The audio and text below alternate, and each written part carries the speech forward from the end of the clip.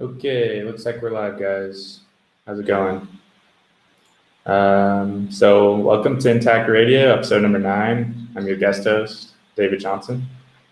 I'm filling in for Jordan tonight and just wanted to thank him for letting me host the show.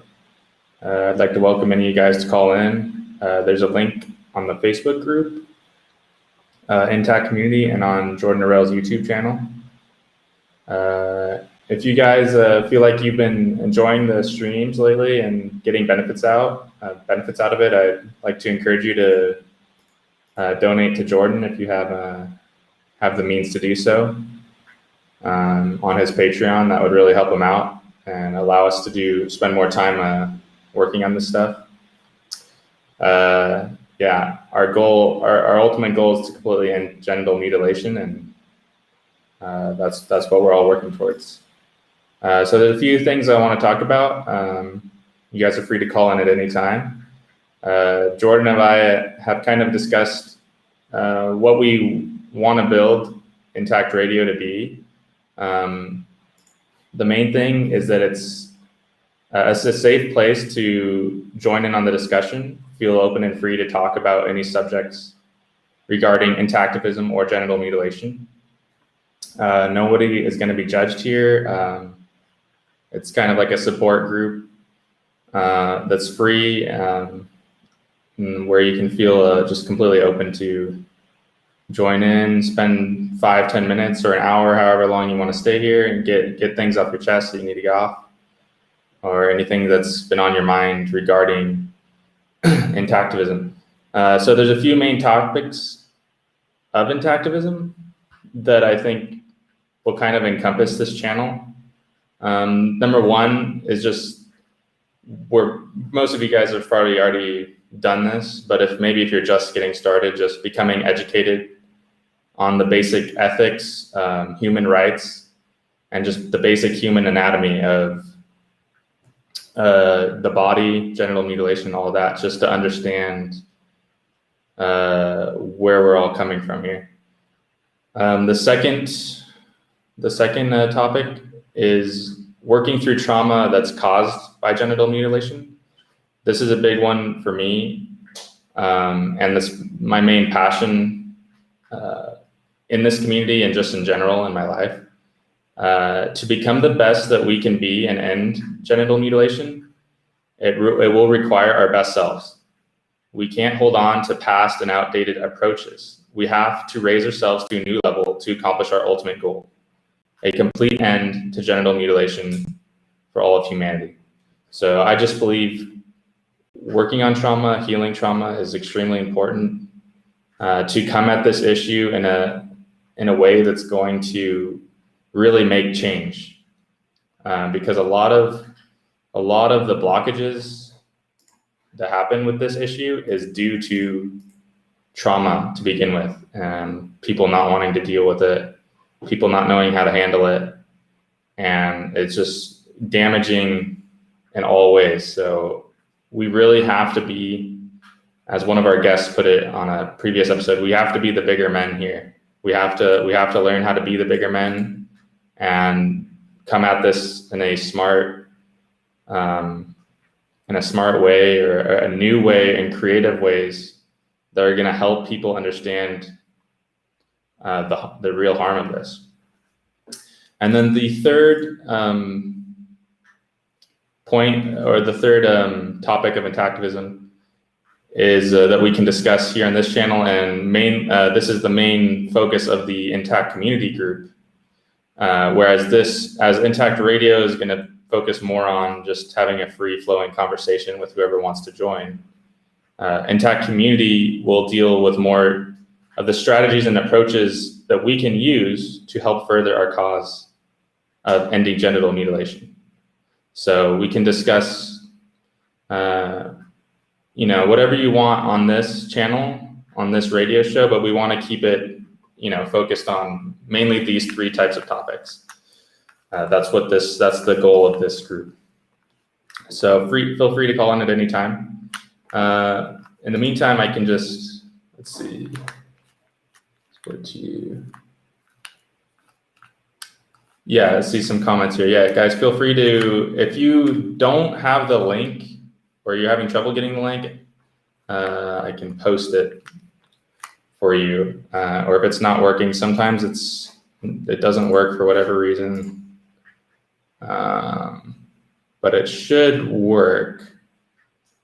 It should be call in to join the discussion on RESTREAM, and then it's a link right underneath that. That should work. So I will just go over how I got into this. The first time I really I always kind of knew about circumcision, but I didn't really understand it growing up. I didn't understand. I just thought it was the normal way that my body was supposed to be. And I quote unquote knew I was circumcised, but I didn't understand that it wasn't normal, that wasn't natural. I just thought it was something that happened to me. I didn't even exactly know what happened to me, but I just thought that, oh, that's just normal. It happens to everybody. I didn't really know too much about that there were other people who were not circumcised. It didn't really cross my mind too much. Yeah, that's all good. You don't need to call in. What was I going to say? So yeah, I read an article maybe 5 or 6 years ago, and I think it was the one about how the doctors did. They were doing like MRI scans on babies that were before circumcision and then after circumcision, and how it permanently changed their brain. And that like immediately clicked with me that it was just wrong, and it obviously caused damage, but it didn't really like spark much emotion with me. I kind of just moved on. And then a few years later, one of my best friends from childhood started calling me, and he was having a lot of problems, a lot of emotional problems. And he started like urging me to watch. The first thing he wanted me to watch was, what's his name? The guy who did the speech at Harvard. I can't remember his name right now for some reason. Yeah, I watched that speech, and at first I really didn't want to watch it. I really didn't want to go down that road because I already knew it was wrong, and I just didn't want to go through it. But since he was struggling so much, I just decided, all right, I'll try to, have more understanding so I can maybe help him. So I watched that, and then I just kind of went down the rabbit hole with it and learned everything that I possibly could about it. And unfortunately, about a year and a half ago, or a year and a few months ago, he actually committed suicide from this problem. So I was doing a little bit of intactivism before that, and after that happened, it really just hit me hard. And obviously, going through my own trauma every day with this too has been really tough. But that's kind of given me the motivation spark to try to find ways to keep going with this, not burn out. And it's really an important thing for people who are going through trauma, whether it's circumcision or related or not, that we find ways to cope and deal with this, because he was a really intelligent person, and he had a lot to offer people, but his trauma just was too much for him to handle. And on top of that, it was very hard for him to talk to anybody about it. So I think finding ways, once you're aware that you're going through trauma and something is triggering it and all that, it's really important to try to get a hold on it as fast as possible, and not let it control your life, control your daily habits and all that, which is very difficult, which is why I feel the need to get more involved with intactivism and just try to help anybody that I can. So a few things that I think help are finding something you're passionate about, whether it's a sport or game or exercise or anything. When you wake up in the morning, or whatever triggers your trauma, or whatever time that you have trauma coming up, for me, it's like, it's really big when I wake up or before I go to bed. The trauma is really hard to deal with. So it's important to have something to look forward to, at least like 3 or 4 times a week that you can look forward to, and better to do it daily. Like, even if it's like a walk or something, when you feel those intense emotions coming up, you have to have a way to channel it. You cannot just sit there and stew over it, because it'll just eat you up. So it's very hard. It's a very hard thing, but you have to start building a toolkit to deal with that trauma, whether that's meeting some friends, doing something. Socializing is really important. Even if you are not a social person, it's really important to be around people a few times a week at least, whether you go play a sport with them or go out to eat or something like that. But I'm a big proponent of exercise, stretching, like martial arts, sports, anything that, just walking, anything that you like to do that will get you exercising and moving, really helps me calm that trauma down. So that's some things I can recommend. Also, having like someone to take care of, or someone that relies on you, can also be a big thing, even if it's like an animal or something. And finding some sort of purpose, some sort of greater purpose than your own life, it's very difficult, especially as someone who's been circumcised. If sex is like a big deal to you, it's very hard to deal with, but it's important to find activities or groups or a movement that you can get a part of that will help you get out of your own trauma and realize that this is bigger than just you. There's millions of people going through this problem. Whether they're aware of it or not, it affects them, and it's up to us to try to become strong enough to handle this problem, because it's not easy. It's not an easy thing to deal with, and that's a process. And that's what this channel is for, is to help build the toolkit, the solutions, and how do you say it? Coping mechanisms, I guess, to not let it control every aspect of your life. So yeah, that's kind of like what I have to say about it. So yeah, if any of you guys have any questions or any topics you think I can keep talking about, or anything you guys are struggling with, you can post it in the comments or come on and talk. That'd be great.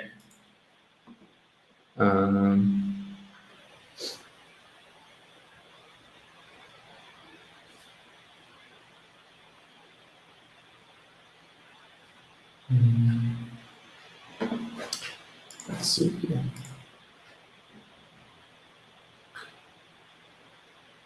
Yeah, suicide is not a solution. Sure, you can ask whatever questions you want. Speederich, I think I know who you're talking about. That if you're talking about that carnivore guy. One thing about suicide is, like I said, I think suicide comes when you are so overwhelmed by your own trauma that you have no way of getting out of it. Like it just completely takes over every aspect of your life, and you feel like you have no power anymore, and you feel like there's no joy anymore. And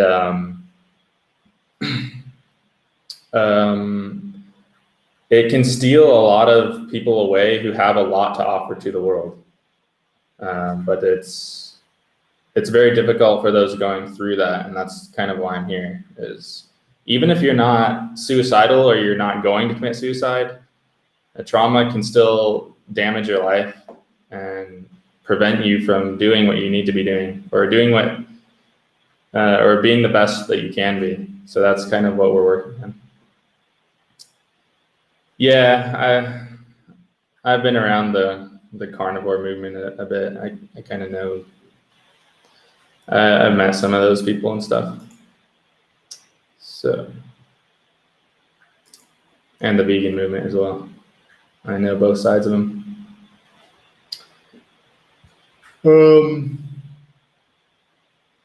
Yes, so let's see.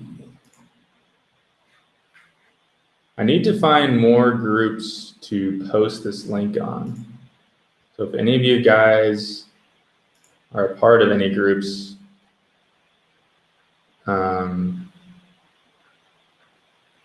that you think would benefit from this, please post the link there.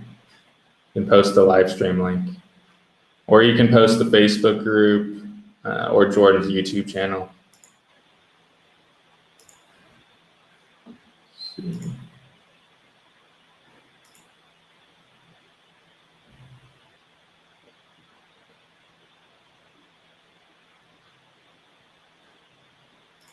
So what else can I talk about here? Let's see. I should have like a list of topics that I can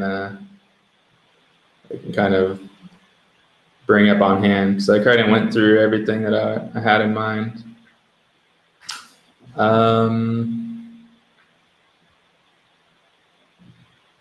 Yeah, one thing that's been on my mind is, which we've probably talked about a lot on this channel already, but figuring out a way to talk to people in a healthy manner about the topic. Like, I really struggle to talk to my parents about it, just because I get so angry, and I also haven't seen them in a few years because I moved out of the country. But I kind of get to this point where my emotions boil over so much that I just can't. I can't see their side of it. I can't empathize with what they're going through, and I'm so filled with my own what I want to express, that it can, which is, it's not necessarily wrong, but I feel like it's important to have a healthy way of getting that out, like with a support group or a therapist or someone that really understands you, because it's not really a good way to communicate with people who are trying to learn about it. Let's see. What do you think about the opinion that being circumcised can actually strengthen the bond between the man and his partner? I actually never heard that, and I don't think it makes any sense. I'd be interested to know who actually thinks that and why they actually think that. But from my own experience, it's only served to make things more difficult in terms of connecting with my partner. And for what I've seen from my own family and people around me, it seems to be the complete opposite of that. Yeah, weaker orgasms. Yeah, that's part of it. Especially as you get older and you dry out more and you don't want to have as much sex. Like, I think it's very important in a relationship to have a lot of connecting, whether that's sex or massage or whatever. It's important to stay physically connected to your partner. And I think circumcision just damages that in general. It damages your ability to want to connect because you have trauma, and it makes the process just not as pleasurable. So you don't really want to, you're not motivated to do it as much as you would otherwise. So yeah, I don't know. I don't really know. I've never heard that before. I don't really know who would actually think that, but I'm sure they've come up with all sorts of excuses for it. The book, what's it called? The book Marked in Your Flesh is a good book if you want to get insight on the history of circumcision and what a lot of the original Jewish people who advocated for circumcision thought about the issue. And it's quite disturbing when you actually read their historical writings about the reasons why they actually did it. Okay. But in a sense, it makes the man work harder, and love is not only about taking, but giving. Just a little positive spin on things. No, I actually understand what you're saying. A big part of the reason I like to have sex is to please my partner. That's probably my greatest joy out of it, is to see my partner being pleased. So I get what you're saying, is it forces you to be like less, you kind of have to be less selfish in a way. But at the same time, I just feel like the trauma itself is so damaging that it almost stops you from even being able to be connected, if that makes sense. Well, yeah, and another reason why they supposedly circumcise is because it does make you work harder, like for money, you know, like it makes you work harder at your job, because like you're not as interested in activities that don't produce, because you don't feel like natural pleasure is as good as someone who's natural. Like, I live in South America. They love to party here. They love to just hang around, listen to music. They're much more relaxed here than Americans. Like their work culture is very relaxed, and their just overall like attitude towards life is way more towards just enjoyment and fun and pleasure. Even though they still do work hard, don't get me wrong, but that's kind of like the general way they approach things. And I think a big part of that is that they're not a circumcised culture. It's crazy how people try to invalidate the trauma related to MGM, but at the same time, people can realize the harm of FGM. Well, one of the best ways I like to try to go about intactivism is like bringing up, just focusing on FGM is important too. Like, if you feel like you're not getting anywhere, just focusing on circumcision and genital and MGM, maybe do some activism about female genital mutilation. And when people make that connection that, okay, you know, cutting a girl is wrong, it can maybe be less of a jump to get them to admit that cutting a boy is also wrong. So that's something that I have tried, and it seems to work.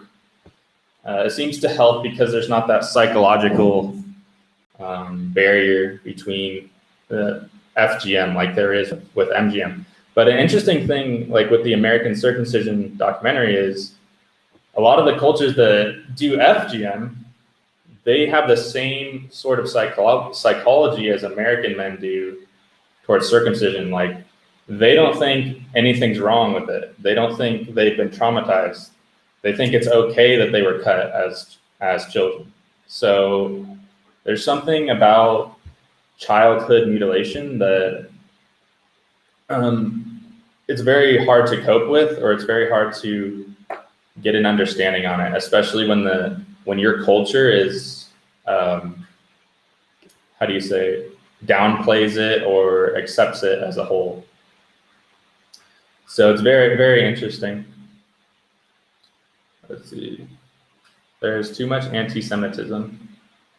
Yeah. I think the whole anti-Semitism thing is like, it's kind of invalidated because the majority of circumcisions, well, I wouldn't say the majority, but at least in America, the majority of circumcisions are done for medical reasons, not necessarily for religious reasons. And that's really a crazy thing, because before 1890 or whatever, when Kellogg started introducing it, I don't really think circumcision was ever done for medical reasons. It was always a religious practice. So I think focusing on religion is not necessarily the right way to go, because we have a whole problem with the medical system as well. But I think they're both problems in a way.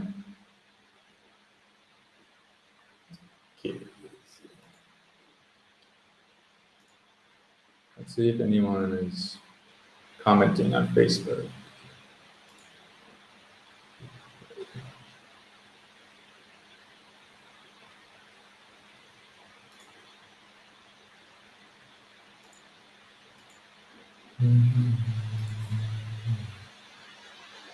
There is a sector of society that realizes the harm, but I have actually heard people say that sex isn't supposed to be enjoyable. It's supposed to be for reproduction, and desensitizing is good. Yeah. That is a big issue that's dealt with in the Marked in Your Flesh book. A lot of the original religious Jews, it was forbidden for a woman to have sex with a uncircumcised man, because once they had sex with an uncircumcised man, they would never want a circumcised man again. It's made to reduce sex so that they are not focused on sex and they just focus on work.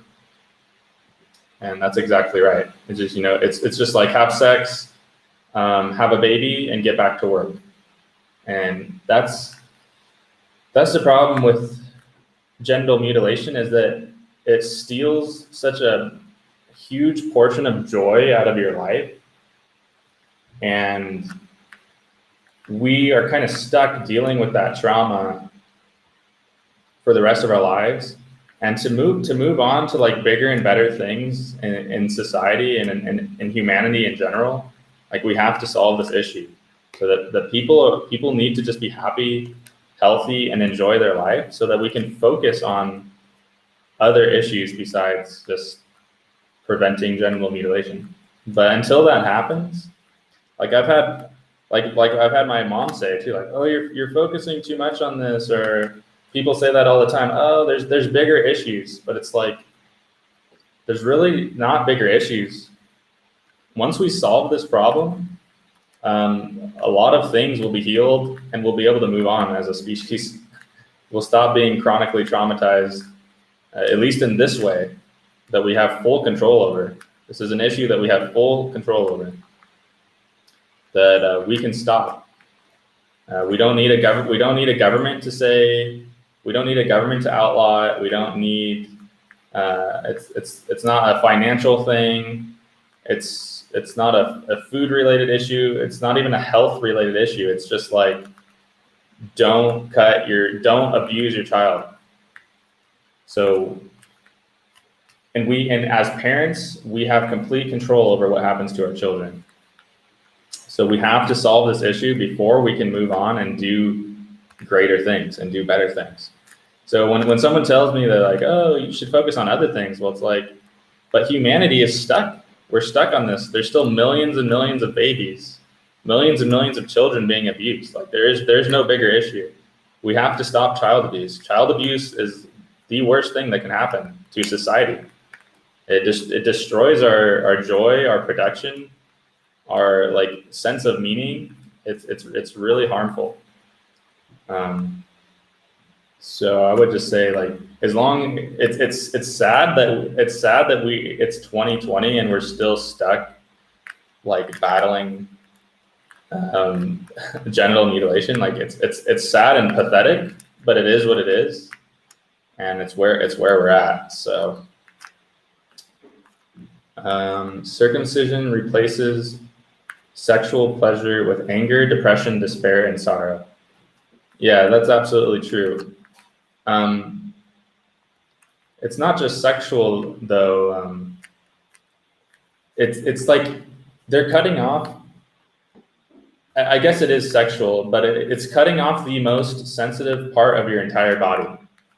Maybe your eyeballs are like more sensitive or comparable, but like they're cutting off not only the most sensitive part of your body, but the most pleasurable part of your body.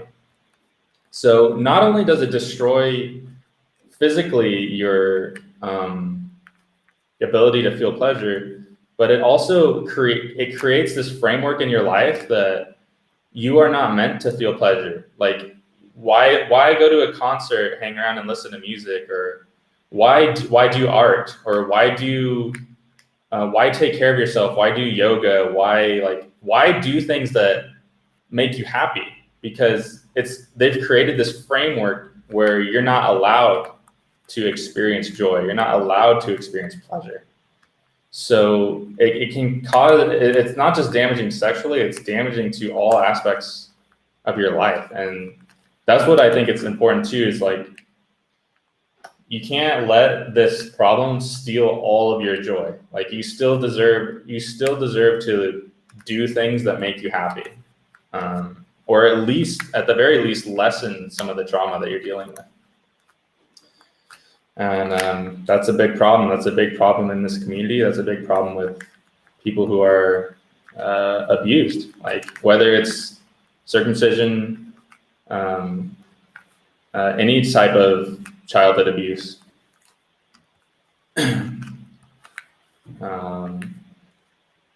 Yeah, exactly. The nerves of the foreskin are directly connected to the reward center of the brain. They feel and building on that, when they circumcise you, well, John Harvey Kellogg or whatever, I actually did a YouTube video on this like a while ago, but you can look on his Wikipedia, and he said the whole point of circumcision, and he also promoted FGM. He promoted putting acid on the clitoris. The whole point of circumcision was to make it so you didn't want to have sex.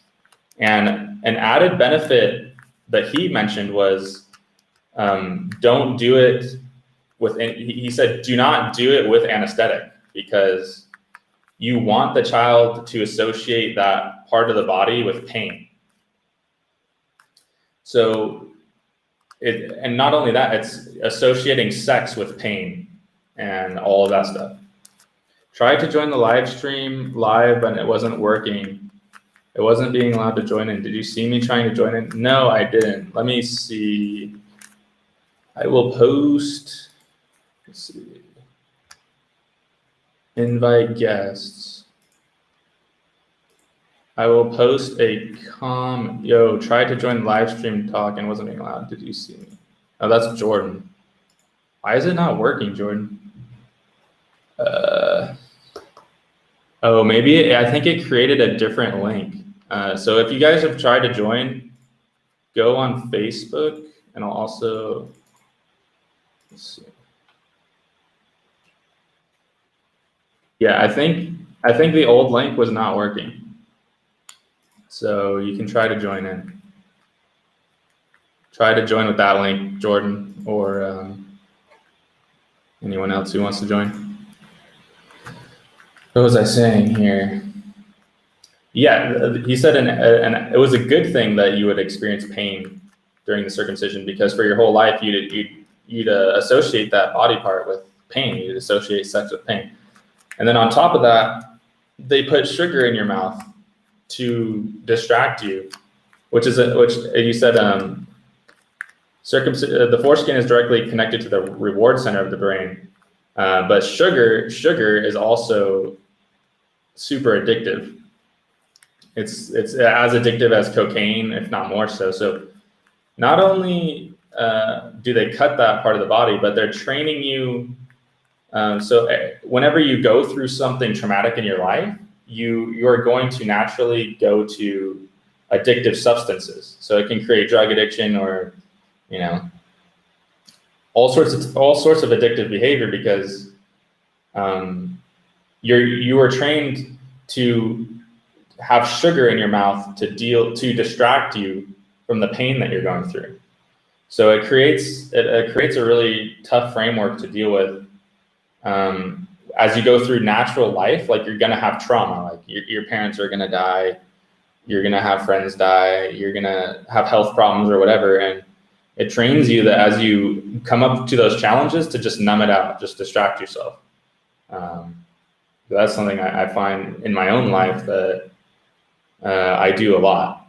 I have a very hard time focusing, and when traumatic events happen to me, I shut down and I just want to like be alone, and I want to kind of just numb it out as much as I can, because I think early on I was trained like, okay, I'm having this horrible thing happen to me, I need to numb this out.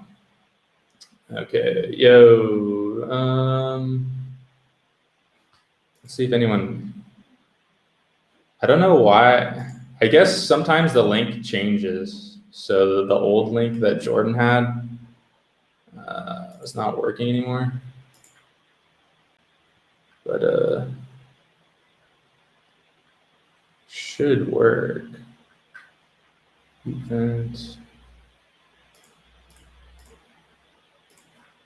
Let's see.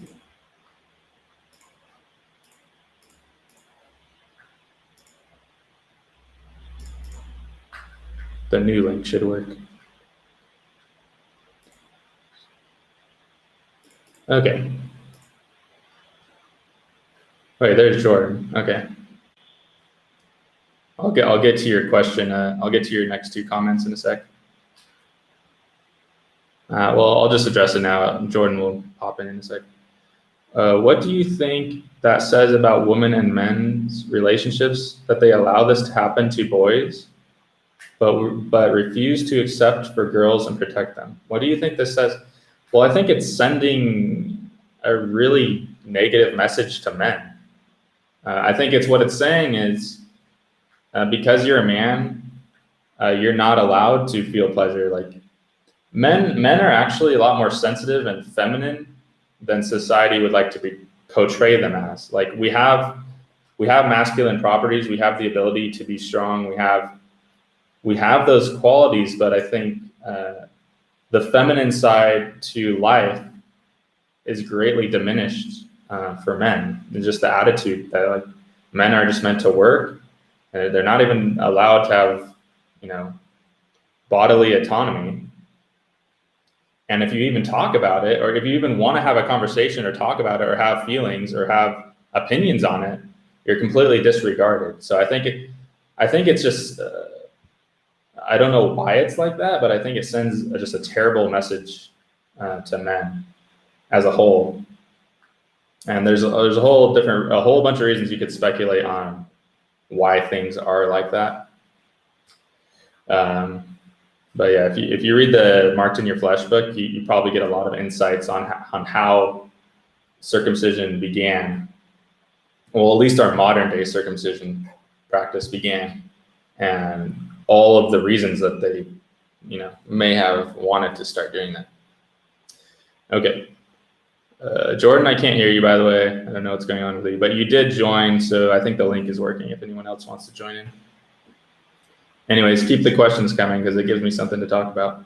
It's incredible the amount of amnesia on this issue. People went from embracing circumcision because of sexual damage and fluidity, moved to embracing circumcision, claiming it is beneficial, and deny sexual damage. It says you have to unmute. What? I have to unmute. Oh, okay, there we go. Whoops. There you go. Sorry. Hey. Hello. Yo. Hi, can you hear me? Yeah, I can hear you. I'm on my, not on a great audio source, but yeah, I just wanted to You're fine. check in and try it from this side and make sure it's all working too. So I think the link changes. Yeah. I think the link will change after a while because it's different now. I checked the link and it looks like it's the. Oh, is it different now than it was before? Yeah, like I went to like the invite guests, and it gave me a different link than it was before. So I don't know why I did that, or if I did something wrong, but There's a that's way what to happened. change the link, so maybe you did that, because before it was the same when I checked it, but yeah, you can change it, so you might have hit the button where you did changes the link. But yeah, I used the Possibly. link that was on the Facebook thing, and it logged me in, so it worked for me. I just had to Oh, use okay. my Facebook app rather than the Facebook browser on my Okay. Safari Facebook. Okay. Or it's also in the description of YouTube, and I checked that, and it worked as well. So, anyways, Okay. yeah, if anyone else wants to join, it should be working. You just have to go in the description and click that link, and then copy and paste it in your browser from Facebook. So it's a little bit of a roundabout way. I think it is easier on a computer than it is on here, I think, on mobile. Anyways. Okay. I'll just keep answering some of these comments here. Let's see. Yeah, the whole psychological shift on the topic as a society, it's very weird. It's a very weird topic. I think like a generation is supposedly 30 years. So every 30 years, society, there's always like a shift in society in some way. And so over a relatively short period of time, society can change its views on any particular topic. And yeah, like in 1800s America, US, I don't think circumcision was really practiced in any way.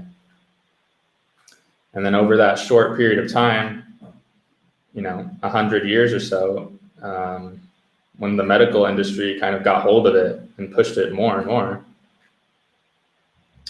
it kind of just became part of the culture. And it wasn't a Jewish thing. It wasn't a religious thing. It was a medical thing. So, whereas in the past, it was always a religious thing. So that's a very interesting topic that you could analyze a whole lot. And if you want to learn more about that, it's good to learn the history of circumcision and how it got introduced to certain societies and how different people rejected it and then different groups rejected it and different groups accepted it. Because a lot of groups throughout history have completely rejected circumcision and thought it was barbaric from the very beginning. So we're not alone. We're not the first people to. This is not the first time this conversation has happened. This has been a constant thing in history for thousands of years. People have been having this debate, and there's been two sides of this. So, and we're still stuck on it, unfortunately. Okay. Do you think that on a subconscious level, that MGM is a way for women to take out their anger on men, on infant boys, because the medical industry suggested both cut, but women only accept? Yeah, I think that is potentially a thing. I think that going through pregnancy, childbirth, and all that, if you're a woman who's not mentally prepared to go through that, it can create a lot of resentment. And circumcision, that resentment can very easily translate to not having any sympathy towards your baby when you are circumcising him. So I don't think it's the sole reason, because they don't do that to their girls.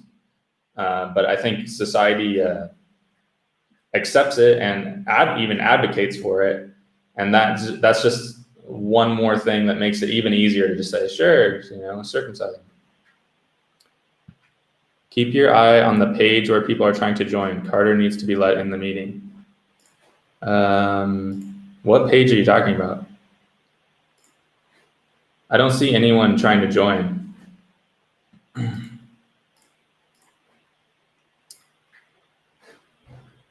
So I don't know if he's just not joined yet, but keep your eye on the page where people are trying to join. Captions.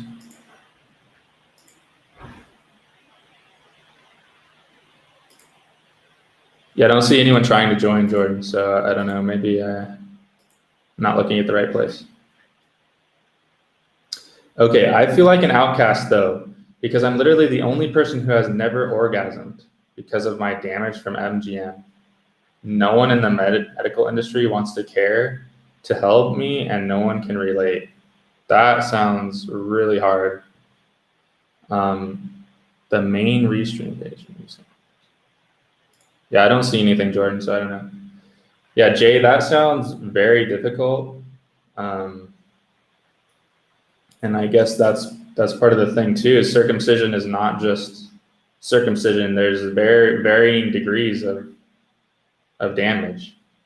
And it sounds like you got some of the worst out of that. So I think it's really important to try and reach out.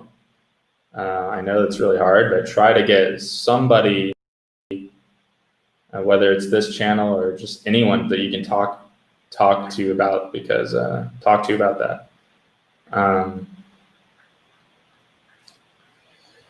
Yeah.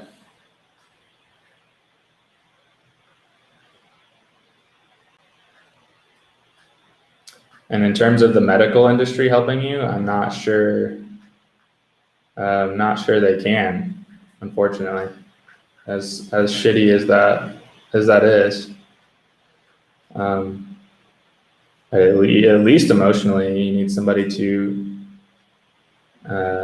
be able to talk to you, and maybe there are some options for you to heal in some way. I don't know if restoration is an option for you or what, but okay. Unfortunately, you're not the only one. Yeah, he's not the only one, but at the same time, it's still like, that's not really much consolation when you're going through that type of thing. But yeah, a lot of people are suffering through this, and that's why it's important to connect. You gotta try to connect. It's really important, because it's very easy to just close off and not want to talk to anybody ever about it. And that's what we need. We need more people speaking out. That's exactly part of the thing with circumcision, is it crushes you. It crushes you to the point where you don't want to speak out. You don't want to even have a voice. And we have to break through that barrier. And it's very difficult. I'm not saying it's easy.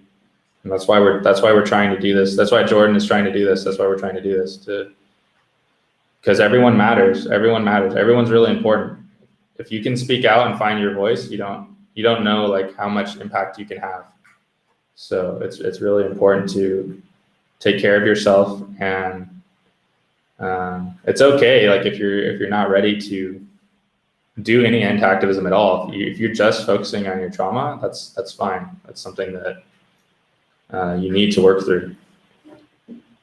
Looks like Carter joined in, so I'll unmute you. What's up, Carter? Hey, what's up, man? How's it going? How you doing? I'm good. How you doing? Nice. So I was trying to join from a different link. The link that Jordan shared on Facebook was not the right one. So we got it all figured out, though. I saw on YouTube. Yeah, that's where the link was to join. So I'm here now. All right, cool. But I don't know. I don't have much context actually behind what it is we're talking about here. So it sounds like you have an agenda and some items that you're covering. I'm actually just responding to the comments in the chat. That's all I'm doing right now. Gotcha. You know, I'm curious. But I listened to your interview with Jordan. Oh, nice. Great. Yeah. Cool. Well, I'm glad you have a little bit of context there. I'm curious to hear more about your background, though. I know I kind of just popped up on the scene here, and you probably have, you want to cover your list, but if you have a minute to kind of share some insight with me on where you're coming from. I heard actually a little bit in the beginning, but kind of your initial introduction into intactivism. I guess I heard that story because I had joined a little earlier. But a question that I have for you is like, what religion? Do you have any religious background? So at the beginning of the stream, I kind of did a really quick overview of how I got into intactivism. So I don't know if you heard that part, but if you have any more questions, or I can go over it quickly again. In terms of my religious, as a teenager, I was a complete atheist for many years, and as I got older, I moved towards like Eastern sort of religions, Buddhism, stuff like that, and landed with Christianity. Gotcha. So that's kind of where I'm at now. But, gotcha. Well, I'll let you I don't continue. I don't really identify with that too much. So. Fair enough. Yeah, fair enough. Well, I'll just let you continue, and you know, if there's opportunities for me to chime in, then Sure. I'd be happy to. Well, if you have anything on your mind, go ahead. Well, I've been talking most all of the comments have died out. Oh, okay, for sure. All right. Yeah, I've been in conversations all day around intactivism, starting at around 9 a.m. Pacific Standard Time this morning. I just got done with this ICASM meeting. Not going to go too much into that, but that was quite a contentious meeting where some heated discussions flared up. Yeah, you know, intactivism is sometimes a little bit of a battleground. I wish it wasn't that way, but that's kind of the reality of the situation right now. And it doesn't necessarily have to be that way either. But I guess I'll totally take this on a separate tangent here. Something that I was trying to address was the recent development in the Nordic region, where there is a significant amount of Jewish authority figures pressuring the Danish parliament to keep the practice of infant circumcision alive and well, and then also kind of prevent outside voices that would dissent from this from having a voice. And they're putting direct pressure on the parliamentary members. And actually the highest, the prime minister of Denmark put out a statement saying that she is in support of the Jewish people's right to circumcise.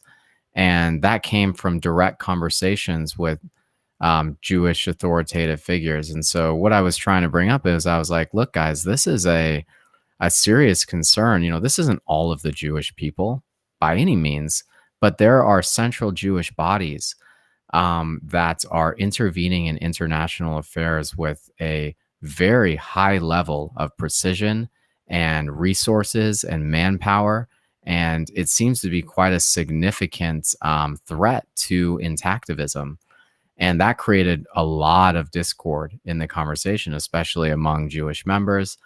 But I still think it needs to be discussed because I'm worried about my character being assassinated, right, for trying to engage in intactivism. You'd think there's no possible way, right, that you could be made out to be anti-Semitic over this. But what we're finding in the Nordic region is that is absolutely not the case, and that people who are pursuing, you know, this as a human rights violation are being demonized within the media, and it's damaging their personal and professional brands quite significantly.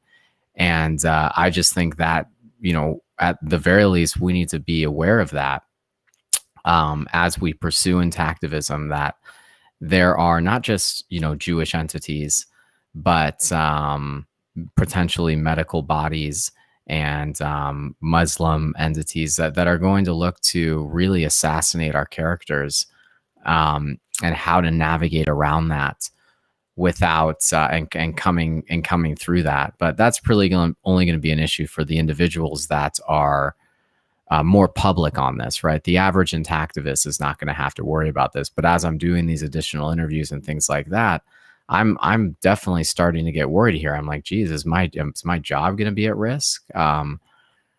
And so that's the kind of conversation I was trying to bring up today. And I was a little disappointed to see that there was a complete and utter shutdown of that conversation.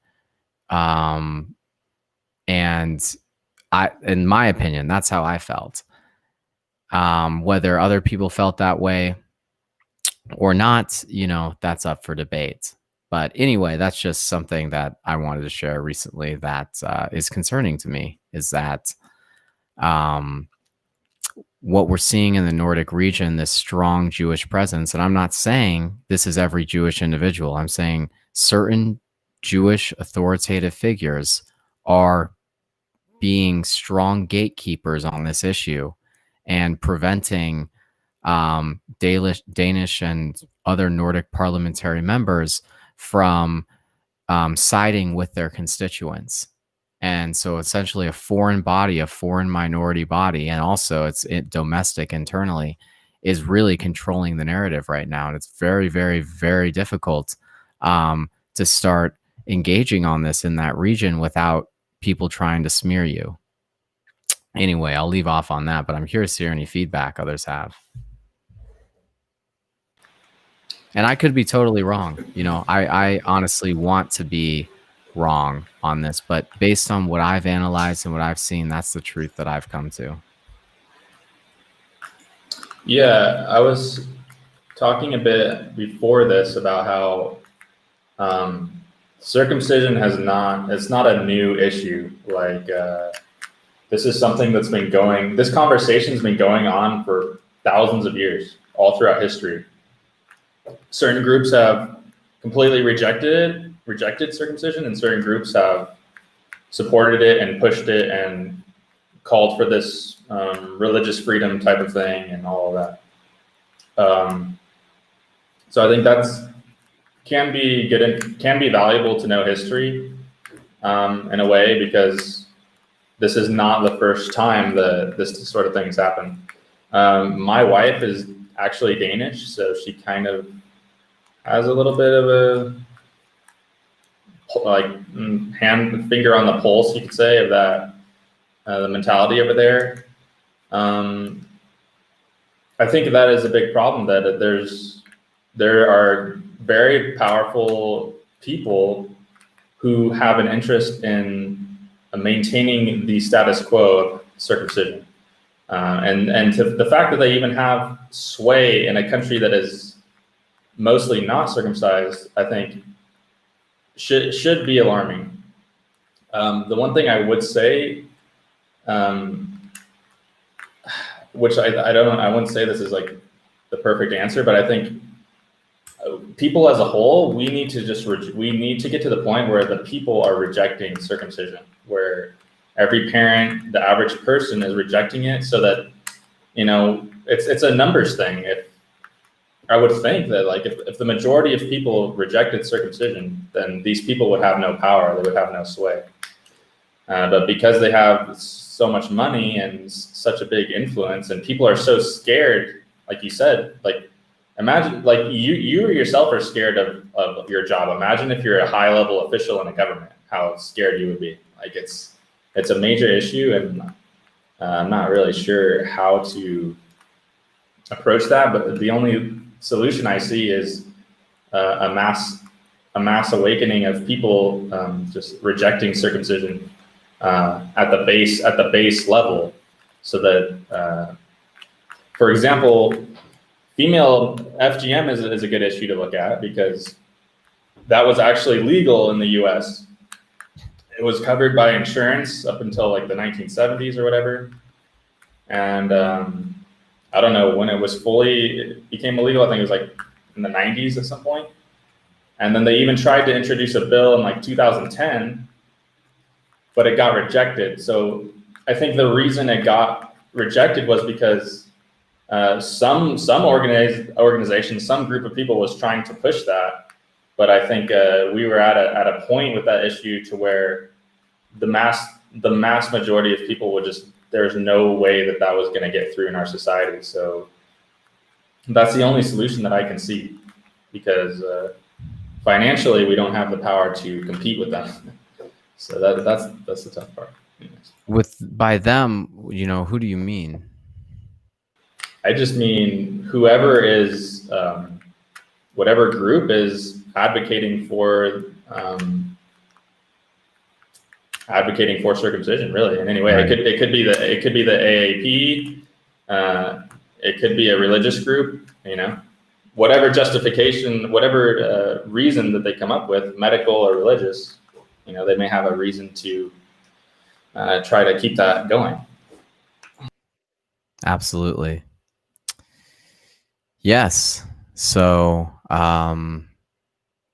it's kind of feels like a David and Goliath type situation here, where those of us that are looking to speak out really don't have any platform, any support, and any brand to do so.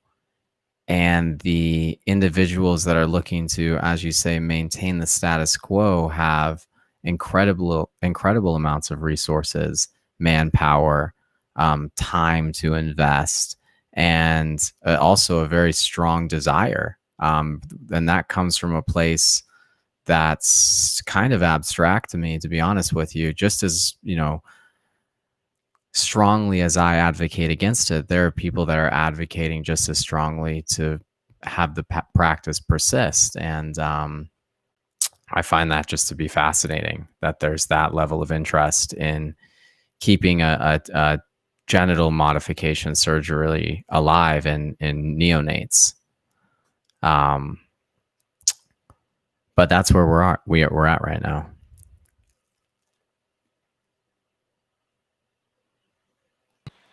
Yeah, there's a lot of resources and things that you could educate yourself on if you wanted to go down that road.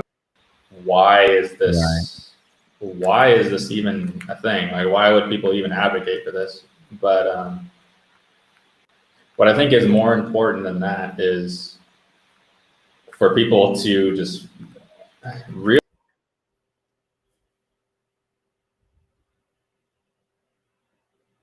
need the knowledge or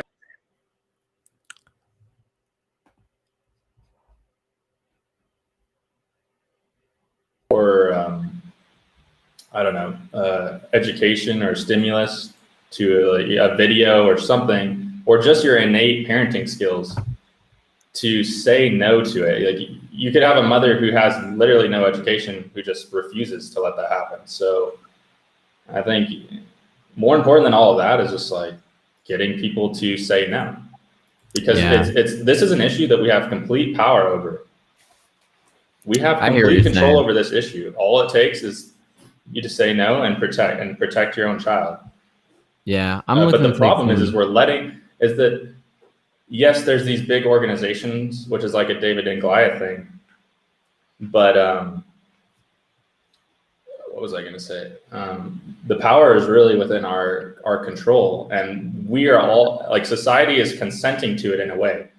Even the Scandinavian cultures who intactivists love to praise, 80% or more are not circumcised, are too scared to stand up for the minority of people who are still circumcised, or still being circumcised in their culture. We're consenting to that. People are consenting to it, and I think that's the main problem. Right. We have to stop, as a society, we have to stop consenting to it. And then regardless of how much money someone has, they can't get through that. So fair enough. Yeah. So what I've found is that in the Nordic region right now, that's a potentially low-hanging fruit and a high-value target as well, because if routine infant circumcision is criminalized there, or just they're really trying to abandon circumcision until the age of 18, right? So they're trying to prevent an individual for non-medical reasons from getting a circumcision until they're 18 years old. And what the constituents in that country, in Denmark, 80%, as you said, or more, are interested in seeing, at least that's what the survey, the small survey said, and that survey was then extrapolated to get that metric. But they are, why, the questions I'm trying to answer are, why is it not getting banned then in that country? And I find that people are scared to start asking those questions, and including myself. But I have begun to identify that it is religious groups, and particularly in the Danish region, it is these Jewish authoritative gatekeepers. And I'm worried that I'm going to be made out to be an anti-Semite. I'm not. First of all, if I'm wrong, please somebody correct me. Please somebody have a conversation with me. I'm looking to evolve my viewpoint. I don't want really this to be the case. This is the truth that I've found. And so that is a huge area of concern for me, because I'm focusing a lot of my attention in the Nordic region. I know that if infant circumcision is criminalized there, then that's going to have a huge impact on the rest of the world, and could set a precedent and could create a framework for the rest of the world to build off of. And so now what's becoming a priority for me is trying to identify who these Jewish groups are, how they're interfacing directly with parliamentary members, where that interface exists, and how to intercept that and get our voice in there as well. Because somehow there is a direct line of communication between serious I don't even want to say Jewish authorities, really. It's just people who have an interest in keeping this practice alive are interfacing with the Danish parliament. Now, the Danish parliament is using the excuse that they need to maintain a diplomatic relationship with the Jewish people, and that's why they're keeping the practice alive. And it very well could be that there are significant amount of Jewish individuals that are involved in the decision-making process, or in hearings where they speak directly with politicians. And then also, there's some very interesting things that have appeared in the past, like in Iceland. The ADL sent a letter to Iceland basically threatening them that if they went through on a ban, it would cost them dearly in trade and other types of things. I honestly can't speak to that very eloquently. I can't remember the context and the exact passages that were in there. But that's very, very concerning for me. And like Netanyahu, the prime minister, I think, of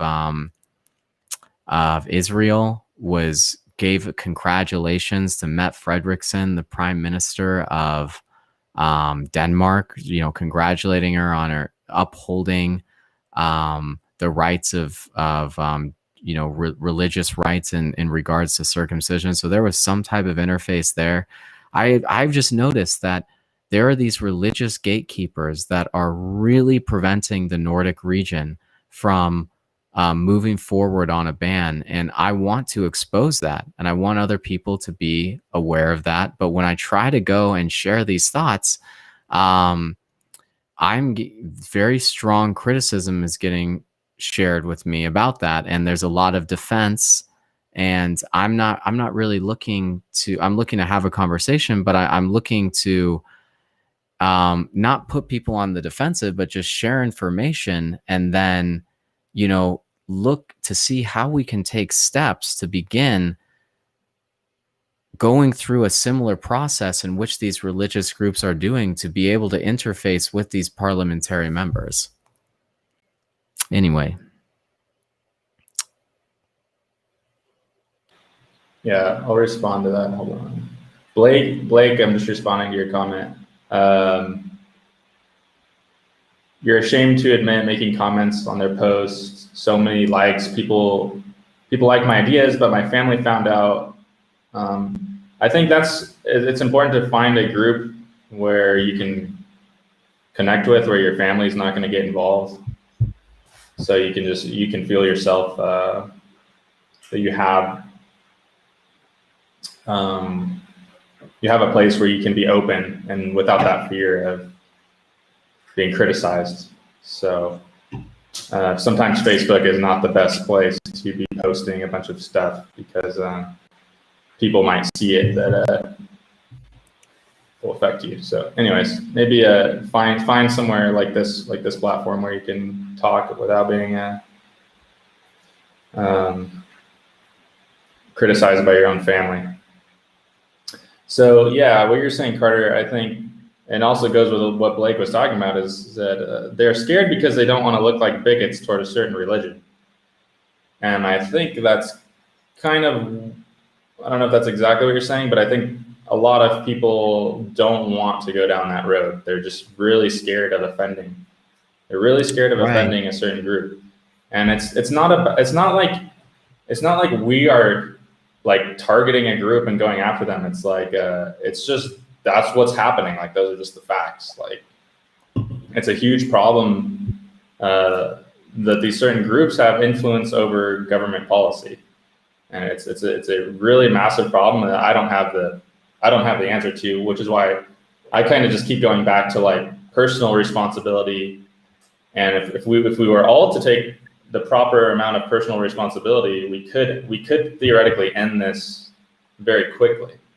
But the problem is that from the top level, even in a country like Denmark, where it's large majority an intact place, that if they can't even ban it, then where is the U.S.? They're going to even have way harder problems because of just the social acceptance of circumcision. In a culture where it's not really accepted, they still put up with it and they won't ban it. So I see what you're saying. It's like, it's kind of disconcerting when you see the Scandinavian countries not being able to ban it because we're behind them in a lot of ways. So it's a huge problem, and I don't know the perfect answer. I think education is extremely important. I think people just are not educated on the topic, and you never hear a politician bring up circumcision. Like, the only politician who ever brought it up was like Andrew Yang, and that was like almost. And then he doubled back actually. Exactly. Recently. It's like, when have you heard a high level official even talk? You know why he doubled back? Yeah, he got pressure from certain groups. What groups? I mean, Jews. Yeah, and then he started saying, "Oh, well, I've been to what do they call it? I've been to the bris, yeah. I've been to my friend's brisses before and all that stuff. It was an honor. Blah, blah, blah. But, so I'm not trying to make the focal point. Yeah, someone brought that up the other night about Andrew Yang. I'm just like, nah, he's a joke. Yeah, it was an honor to be at my friend's bris. Yeah. But what I'm noticing is that the path keeps leading back to this Jewish resistance. There's also a significant Jewish resistance in terms of they're moving away from infant circumcision, which is amazing. Wow, we really need to bolster those people and help them get their message out. Because really what I want for the Jewish people and the Muslim people and the American people and anyone who circumcises children, we need to evolve consciously. So people think when I come at the Jewish authoritative figures that are acting as gatekeepers that I'm doing so because I'm anti-Semitic or I don't like the Jewish people. If I didn't like the Jewish people, I would want them to circumcise their children because I know it's bad for them, right? I know circumcision hurts the Jewish people. So if I was a true anti-Semite, I would want to see that continue for them. The thing is I'm not. I want the Jewish people to evolve on this. And I want everyone who thinks this way to evolve on this specific issue.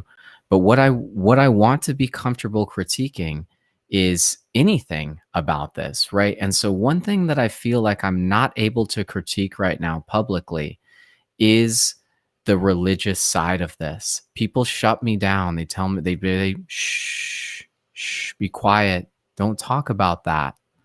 You know, and I'm like, but this is actually really important to talk about from my optics, right? This is maybe the religious gatekeepers might be the most difficult code to crack, but it also might open the floodgates. If we could get this criminalized in the Nordic region, then we would see, you know, that would be some newsworthy content that would definitely make its way back to America and could set a precedent in America. But many people don't want to target this, and I'm getting exhausted from trying to investigate this and trying to challenge it.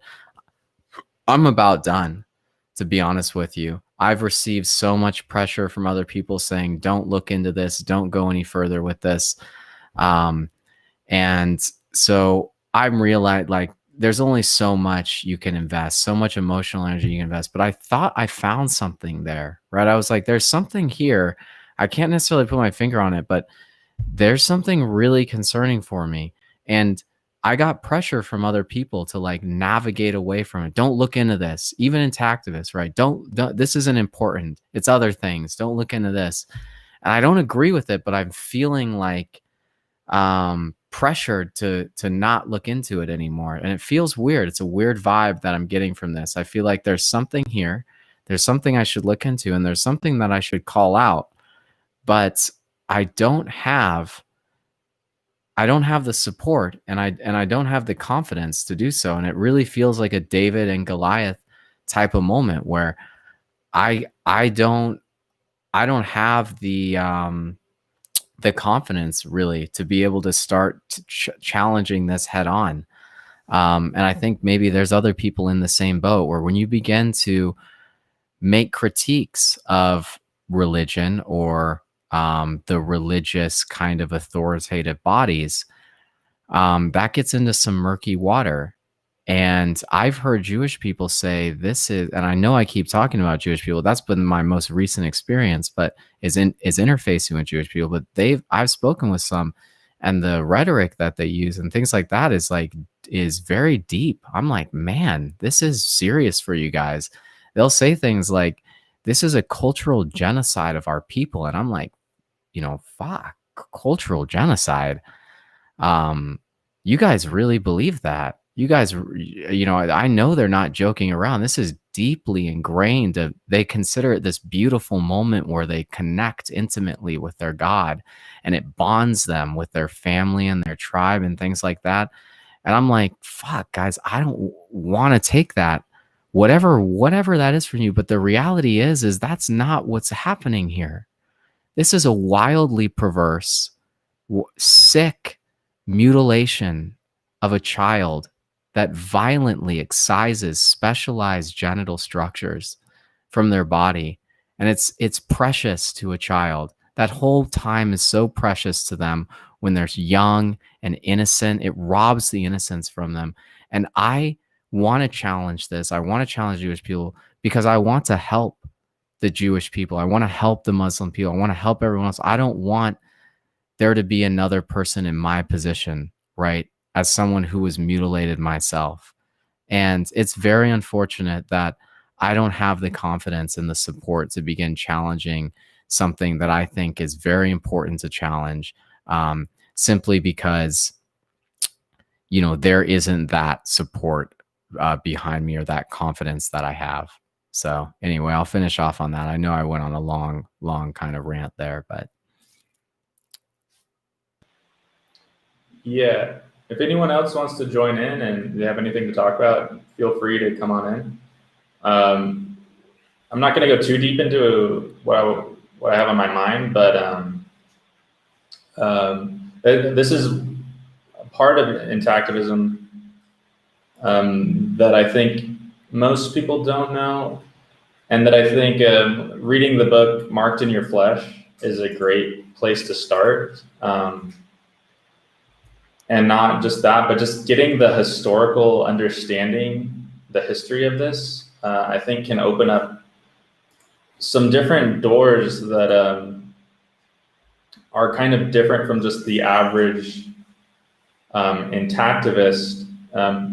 Because when you look at this issue objectively, it's so just clearly just wrong, and you know, the information and the science and all the normal reasons that intactivists, you know, do their work with, it's so clear. But like you said, there's this other issue that is almost clouded in some secrecy that it's a huge obstacle, and it's something that most people don't have the resources or capacity to even understand the issue, let alone know how to deal with it.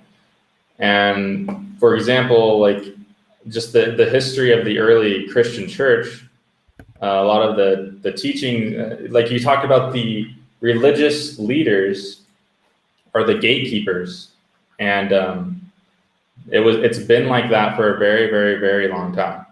This is not a new phenomenon. This is the way the world has been for thousands of years.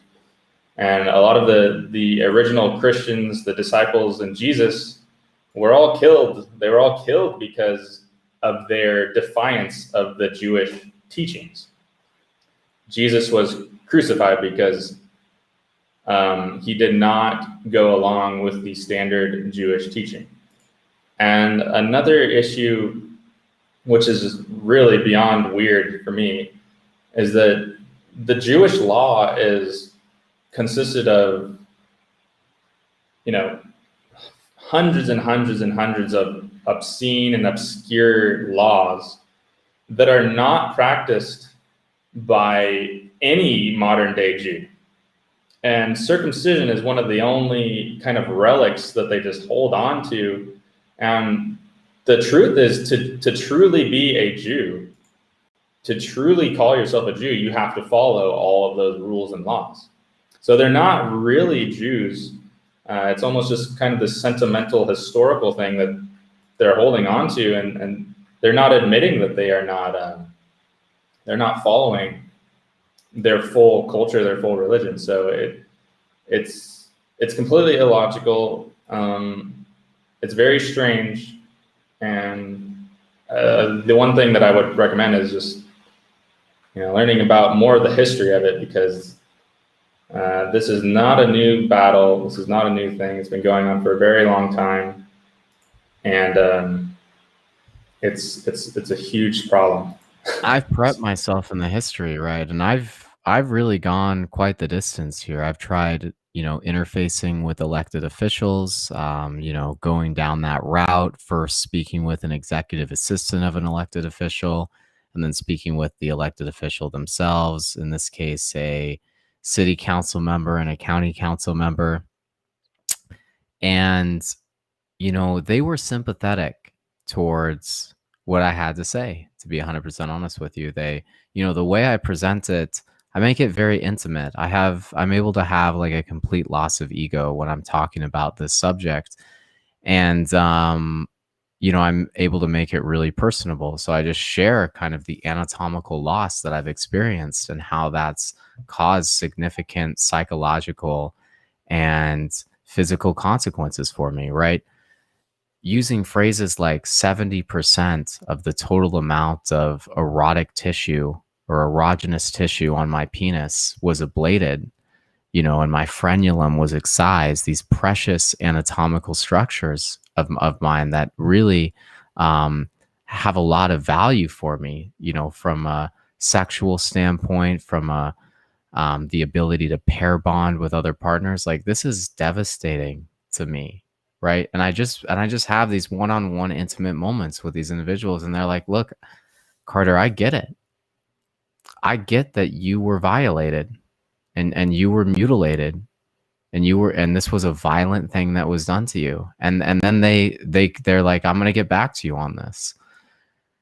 And something happens, right? They have a risk analysis team involved. They look into the subject and they come back to me and say, we can't address this. You're going to have to go to the state legislators. This is not something we can tackle. And I wonder where the interception happens, right? What is the risk analysis team saying? What's going on there? Why Why is my concern not able to be elevated? While, for example, like the Black Lives Matter movement in my city, I was engaging with the city council on a regular basis, and I saw the Black Lives Matter movement, individuals having amazing success, right? And obviously, I know the reasons why. It's the numbers that they had, it's the support from private entities that they had, and things like that. But here I come again as this just one little guy trying to make my way up. I'm like, and they hear me out. They hear me out, but something happens along the way.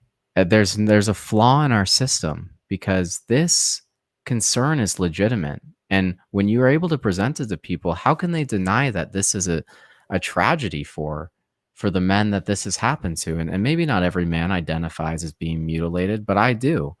And the fact that they can comprehend that, but yet still turn their back on me, it's the most defeating feeling. It feels sexist. It's a whole combination of these feelings. Well, I see FGM laws being upheld, and a federal FGM law bill being passed through Congress, and now is at the president's doorstep here. And I'm like trying to fight tooth and nail here to get my cause, my plight heard. And they hear it, and then they say, we can't do anything about it. This is not the America I thought it was, right? This is not, I don't feel like a citizen of a country. First I get mutilated, and then there's nothing I can do about it. I have no legal framework to pursue anything at all. That almost feels like a declaration of war on me, to be 100% honest with you. It genuinely, I don't feel like I'm a part of this country. I don't feel like I'm a citizen. I feel like I was failed by the state, by the federal government, by my parents, by every possible point of failure happened. And so I don't necessarily know where I was going with that tangent, and that's very common with me. I just go on long tangents. This is really kind of more of a therapeutic process for me, to be honest with you. Yeah, well, what I was going to say is, I don't know. I think Jordan might have a similar opinion, but I was talking about this on a previous show that, well, first of all, it's not any, there's not any individual person that can defeat this issue on their own. So Right. the first thing I would say is, you can't put too much burden on yourself. And then the second thing I would say is, everyone, I think waking up to circumcision and all that is so traumatic. It can almost just derail, like you said, you don't even feel like you're an American anymore. You don't, all the American ideals and things just doesn't matter to you anymore. It feels like all this, the carpet's been ripped under your feet. Like you have nothing to stand on anymore. And I think that's, for people who are truly like traumatized by this, that's kind of a common Right. problem. That's what happened. That's what happened with one of my best friends, where he killed himself over it. Oh my it's God. happened to me. Serious? Yeah, I talked about it in Devastating. the opening. In the opening, So devastating. you can rewatch the beginning, and if you want to get more information, I will. or I can go over it again. But what was I going to say? I think it's important. Like, every individual deserves some sense of like joy in their life, no matter how much trauma they've experienced, no matter how shitty everything is, the reality of life, like, you still deserve to have like you're in some individual like sense of joy and just purpose for your life. Because like this issue is so devastating, and you want to like put all of your eggs in this one basket and just make that change.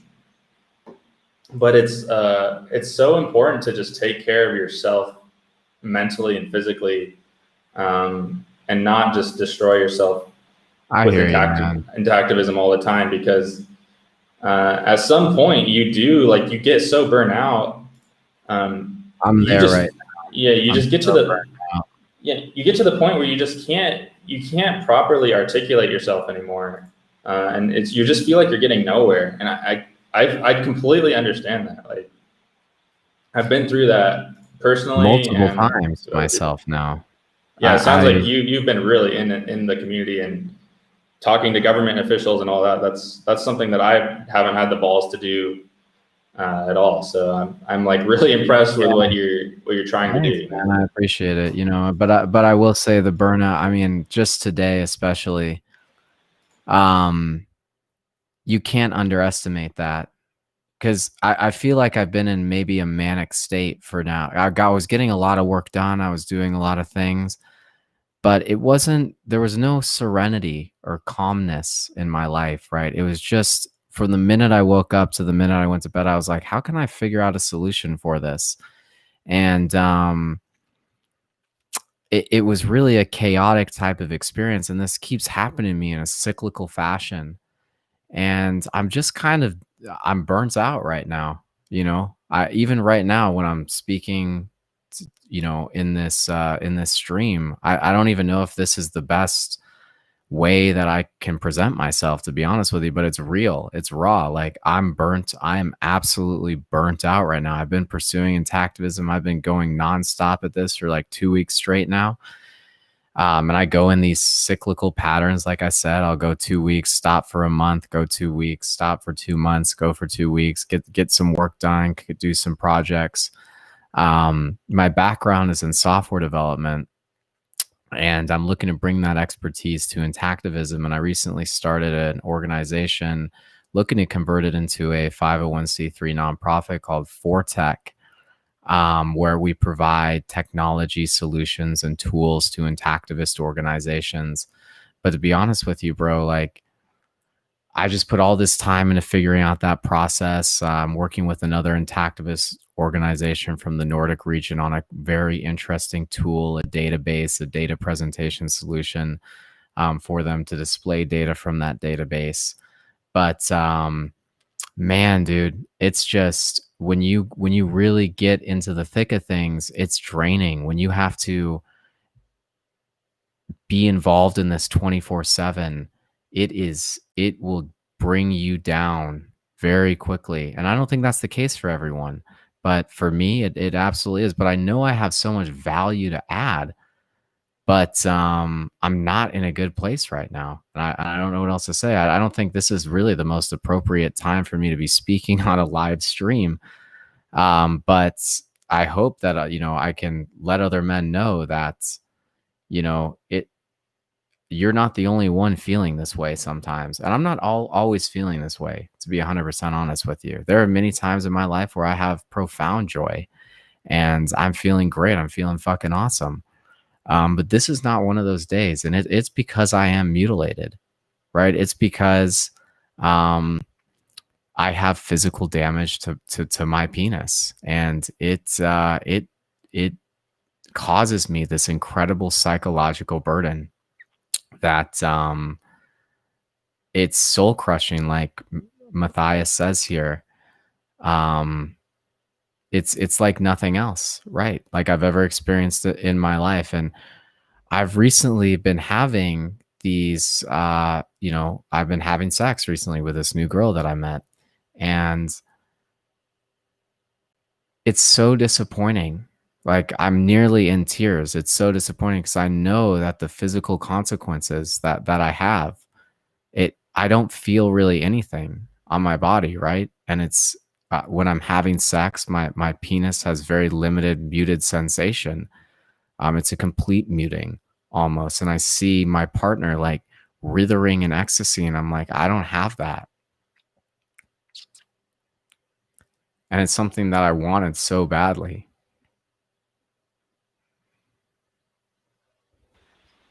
Yeah, I can completely relate to everything you're saying. I had a few things I wanted to say, and I think Jordan, I don't know if he's listening, but he probably could vouch for me too here that I think when you are, I wouldn't even say traumatized, but I think trauma is part of it.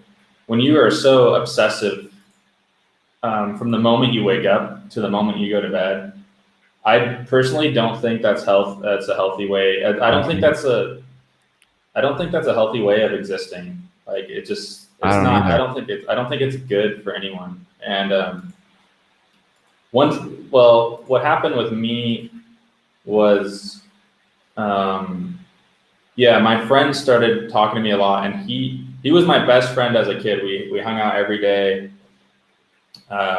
Always spent tons of time with him. And I moved out of the country, and he started calling me every day and was just in so much agony over this. And as I got more educated, I became to get, just as depressed as him. Because I'm married now, and I have the same thing you're going through with the woman you're with. Like it's really a hard thing to deal with. But going through that, and after he killed himself, like I was just so depressed. Like I was doing great with my job and everything, and I just like it completely devastated me. Like I couldn't do anything like that I was usually used to doing, like functioning on a normal level, being productive. Like it took me like 6 months or a year before I just gained back like any sense of joy in my life at all. And like going through that process, I kind of look back at things that I enjoyed to do as a kid, whether that's like playing an instrument or a certain sport or something that you did as a kid that gave you joy. I think is like a good place to help build yourself back, so Right. that you're not, because even though for me, before when I wake up and before I go to bed, that's when the trauma hits. It hits me the hardest because I'm alone, everything's quiet, and I'm just with my mind. And sometimes I'll even have like terrible dreams, and that is like the darkest time for me. So I have to do something to interrupt that, train of thought, because it'll just like go on and on and on and on if I let it. So I think having like scheduled activities in your day or in your life that like are going to help you kind of get out of that will make you, not only will it give you some joy in your life back, but it will actually make you a better intactivist, because you'll be coming at the issue from a place of like calmness and some joy and stability, rather than just kind of like bashing your head against a steel wall or something, like, and it just feels like you're getting nowhere. Because let's face it, like this is not going to change overnight, unfortunately. Like this is going to be a long, hard grind for everyone involved. So it's really important to take care of yourself as an individual and all of that. And I know how hard it is too. Like I'm not condescending in any way. Like I know exactly what you're saying. Having sex with my wife is like, it becomes very devastating emotionally, physically, dealing with that sense of loss. Like it's I don't know how to describe it. It's just horrifying. That's what it is. It's just literally horrifying. Like a horror movie or something. And yeah, I don't think anyone deserves to live in that all day, every day. Even if it's a part of even if it's like still a big problem for you, like you have to find something to break up that cycle. Otherwise, it's too much. The best way I found to really mitigate that trauma is somewhat novel. You know, people don't really recommend it very often, but intense exercise, it's probably the most difficult thing to begin pursuing, but it really has a huge impact on your neurotransmitters, right? So, and your hormones and things like that. So, I noticed that when I exercise, I'm in a really good mood. And I started figuring out why that was. And that is because certain types of exercise or certain types of intense exercise, they really have a profound impact on your neurotransmitters and your hormones. And you can really influence kind of your psychological state through exercise and also meditation and yoga and things like that. However, I also found that they're the most difficult things to begin to start doing and also to encourage others to do. But as you said as well, activities like um,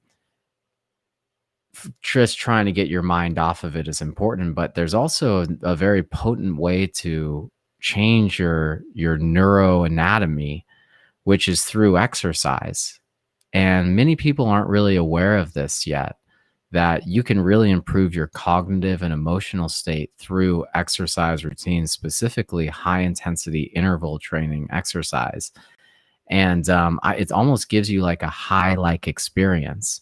And so that is a strategy that I found that maybe other people would be interested in pursuing to mitigate a lot of the trauma that we feel and get yourself out of that loop, get yourself out of that psychological loop um, where you're in a traumatic state.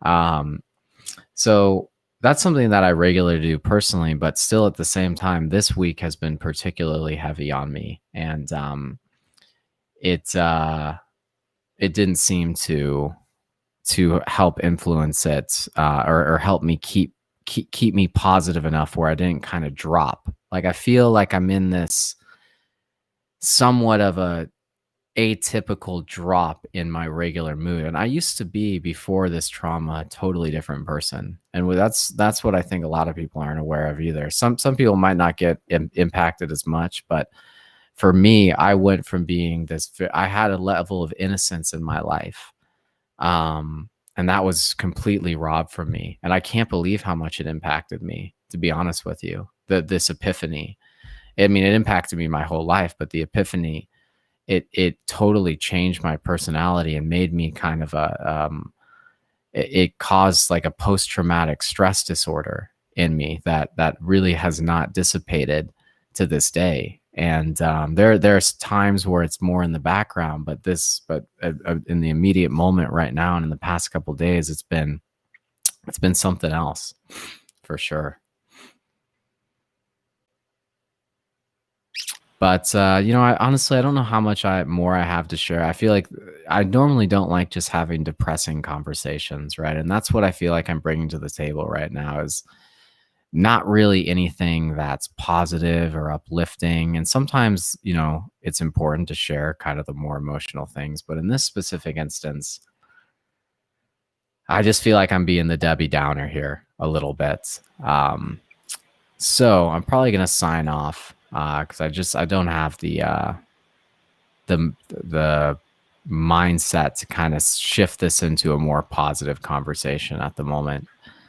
But no, I think I really appreciate you coming on. I think Jordan and I had a talk, like this show is supposed to be built so anyone can come on and express themselves. And I think you're very open with, you've kind of developed a way to deal with this that is very open and vulnerable, which I think is very good and powerful, because, a lot of people think that this doesn't have problems, but like just the amount of stress and just emotional damage that this can cause, it can lead people to suicide. And how, like, it is depressing, but at the same time, the more we can be vulnerable about it and other people can see that and be aware,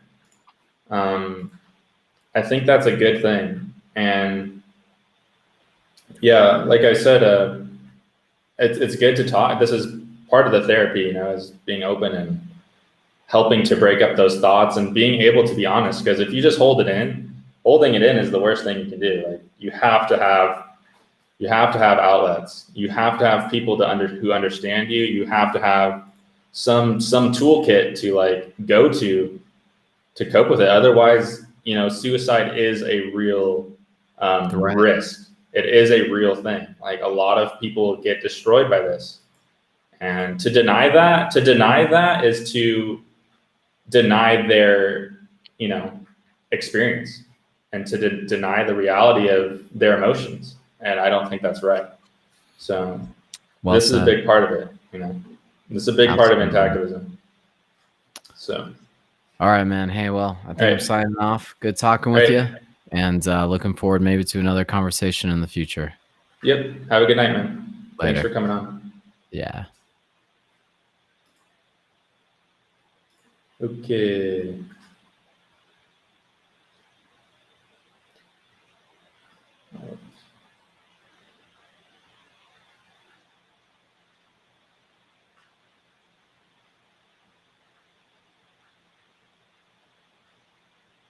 Okay, well, let's see.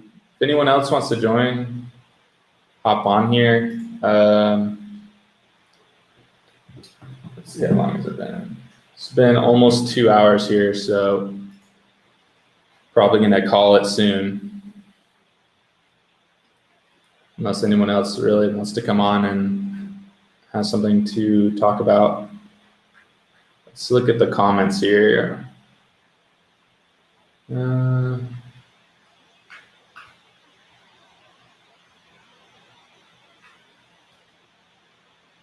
Yeah, well, I'll give you guys a few more minutes if anyone wants to come on. If not, probably just close it out. Yeah, what I would say to anyone who's struggling is, you know, really got to work on journaling things that used to give you joy, maybe that you've used to do as a child or before trauma has hit your life. You got to try to introduce things that you really enjoy again, and make a habit and make a routine of doing that.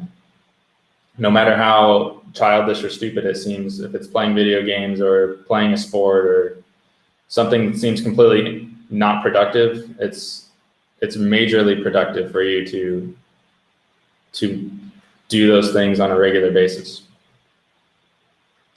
So that's would be like my encouraging word to end this.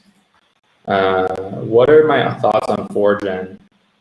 Honestly, I'm not like an expert on 4gen in any way. So I don't really have too much to comment on that.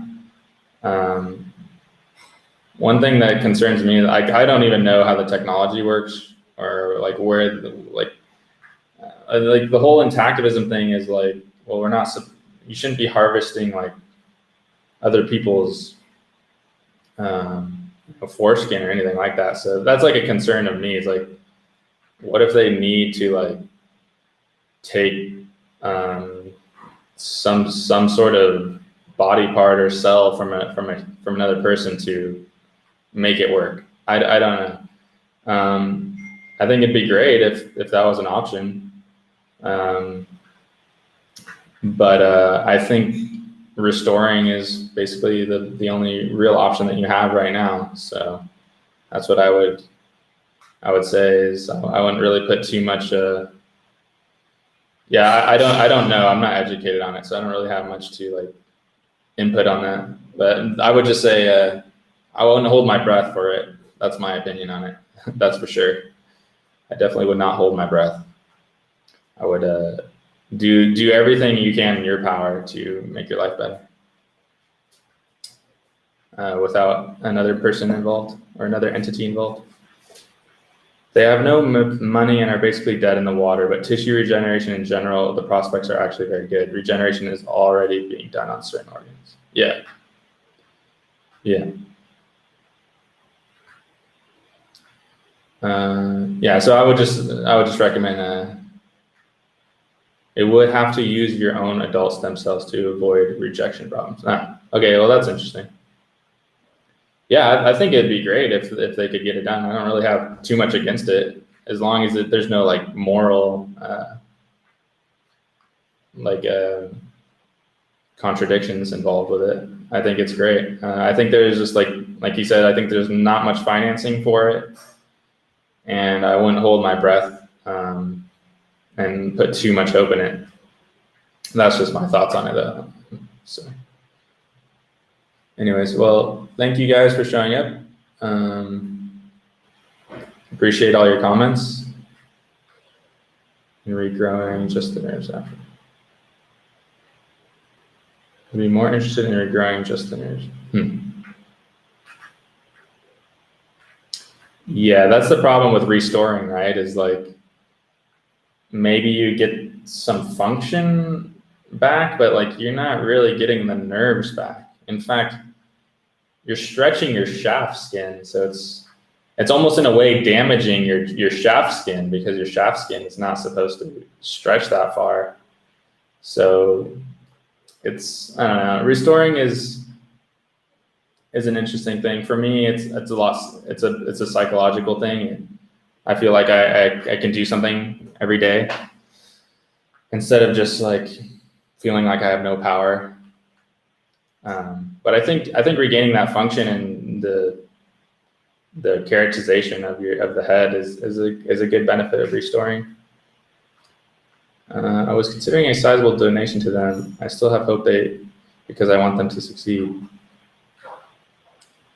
Blake, I'm in preliminary talks with people, and we are discussing splicing the genes into a bioeffect gene.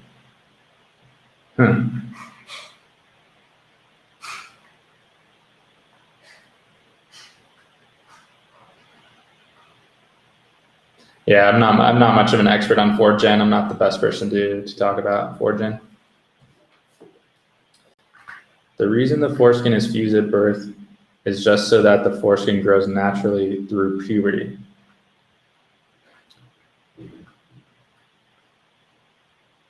That's interesting.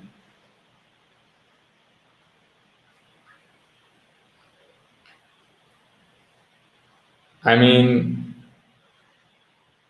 yeah, maybe you're not damaging the skin, but it's like your shaft skin's not meant to stretch that far. That's all I'm saying. Like it's not natural. And you can damage your skin if you stretch too hard or too fast. You can tear your skin. So you always want to take restoration slow, very slow. It's like exercising. Like you don't want to push yourself to the point of injury. You got to have a realistic timeline on your progress with it, so that you don't damage yourself at all. Nerve endings do grow. Yeah, I'm sure some nerve endings grow, but it's not anywhere near the level of the natural foreskin. Yeah, probably is similar to working out, which is why you need to be careful. Like you're tearing, you're micro tearing a little bit, so you are damaging. That, I mean, that's how like the basic premise of growing muscle. Like you are damaging your muscle. Like you're tearing your muscle, and then your body reacts by regrowing more. So that's just kind of like basic the way the body works. And yep, that's why you don't want to exercise too hard, because you can injure yourself. It's better to take like a slow and steady approach. A turtle, I just figured out my own perfect restoring device during the stream. Oh, that's cool. Maybe you could share that. I thought because of mitosis, the stretching creates actual new skin instead of growing out what you have, but it's skin that doesn't have new nerve endings necessarily.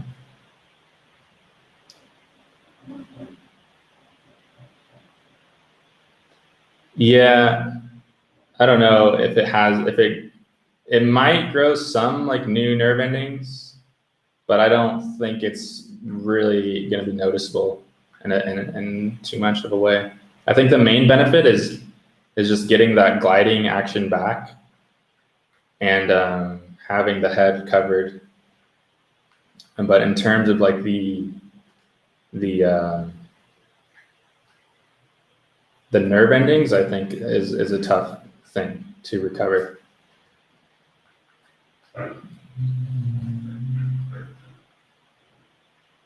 Yeah, I have talked to it with my parents. Well, I haven't really talked with it to my dad that much. I can't really bring myself to talk to him about it, but I've talked to with my mom a lot about it. And at first it went terribly. Like, she just told me I was ungrateful and all this stuff and blah, blah, blah. But I mean, eventually she's more understanding and has apologized for it and all that. But I think it's hard for her to really understand. I think guilt is a big thing. Like if you're extremely guilty for doing that, it's really hard to fully comprehend the topic. I think it's important, if you are going to talk to your parents, to try to come at it from a place that's not emotional, because too much anger will just cause them to like think you're overreacting or something. I don't know. That's how it was with me, at least. Like, well, you've never mentioned this before for the first 20 years of your life. Why are you mentioning it now? And then like with such like intense anger, it can be hard for them to understand. So I think if you can, the more calm you can be and like articulate and just like trying to educate them, like the basic education, might help your case of getting some sympathy, rather than turning it into a big like just like shit show where you're just fighting and just anger and all that. It's not really that helpful. So that's kind of my thoughts on that. Let's see, it doesn't actually recreate the fine. I've gone from 0 skin mobility when erect to a 6 in 2 years. That's crazy.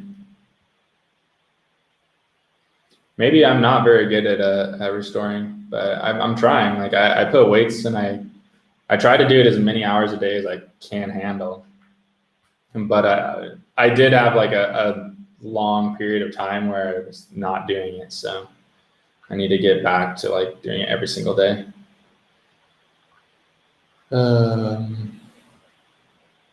That's a CI increase every 4 months. Yeah, that's crazy. That's crazy. I hope that I could make progress that fast, but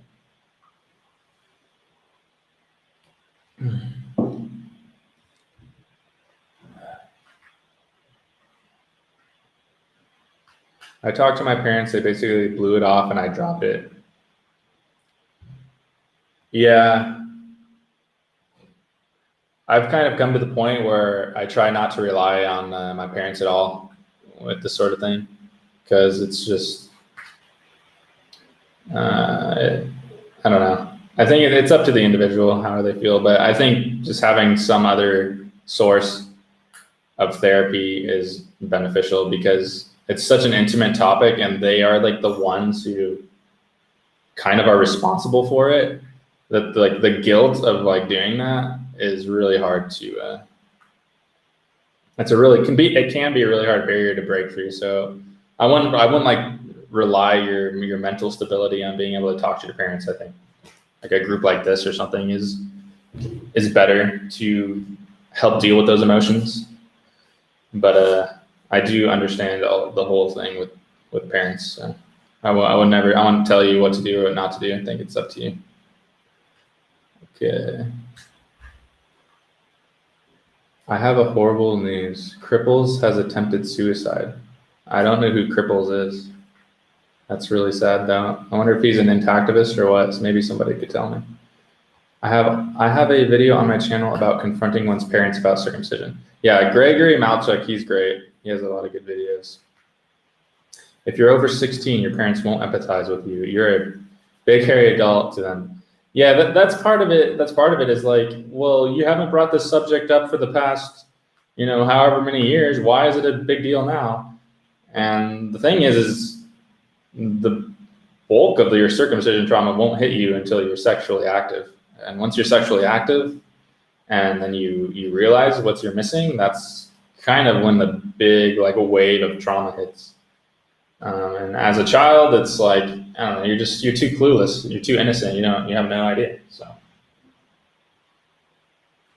that's there's a lot of problems with confronting your parents about this issue. Maybe that's a topic that we could discuss in another show, more in depth, because I have a lot of thoughts about that, but I'm just kind of too tired to like go into all of it.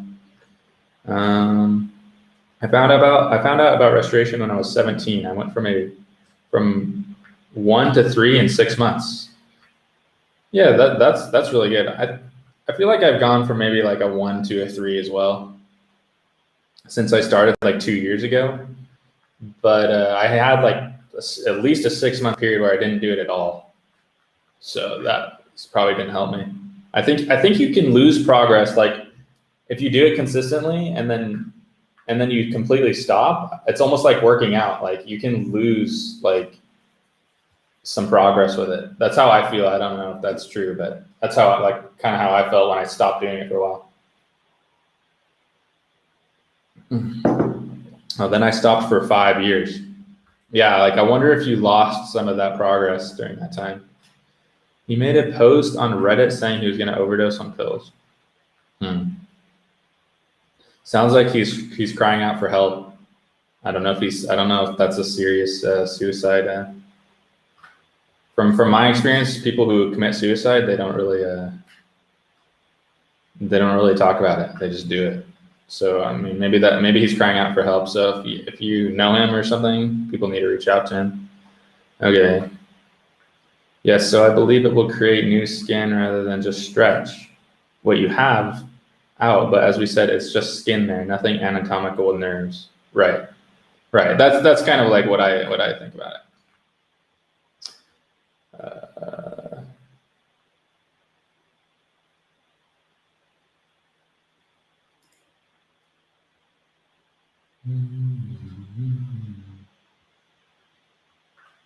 He's an intactivist. Okay, let's see. Do they read the stream chat? I'm trying to read the stream chat as much as I can. Everything you have left gets optimized now that it's in a healthy environment where it can perform. Yeah. He's an intactivist. Is Cripple doing fine? Can anyone confirm he's okay? I'm not done restoring, but before and after pics of the nerves look insane. That's good.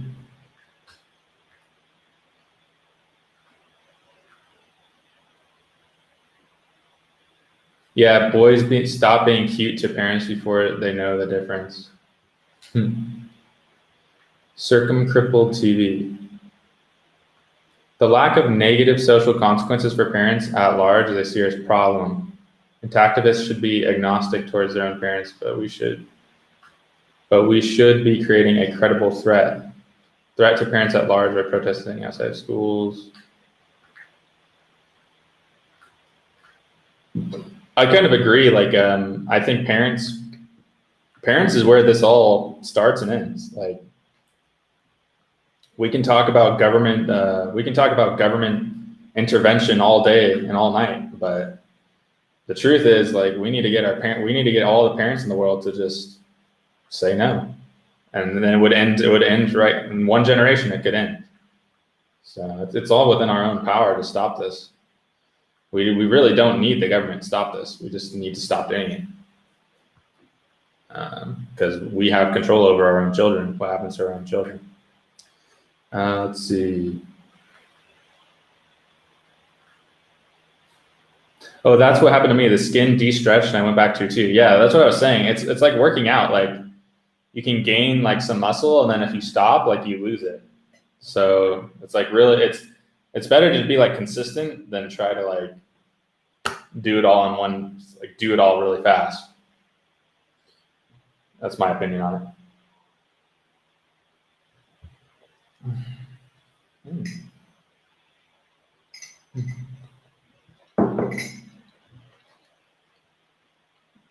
but I kept noticeable slack. Yeah, that's how I feel too. It'll take me like 10 years if I keep doing it.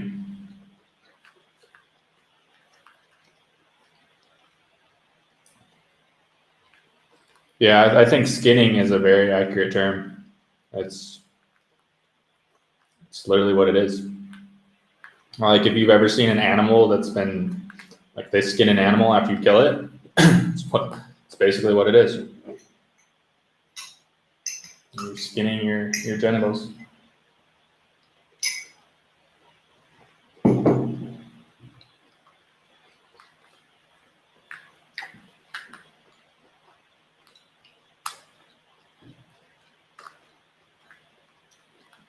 The fucked up thing is both my parents are doctors, so I've really tried. Another reason why I've really tried to reach out to my parents is because I feel like they have a lot of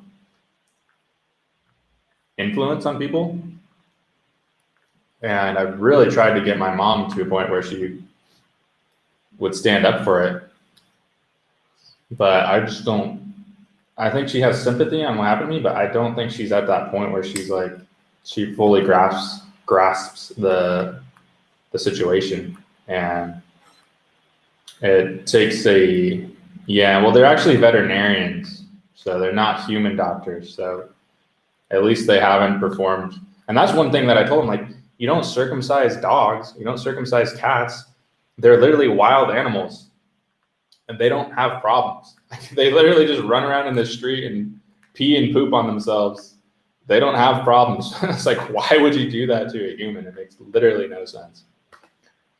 That's one of the arguments I've used, but most of what I say just doesn't go through their heads at all. That's crazy. In fact, it's illegal to circumcise a dog or a cat.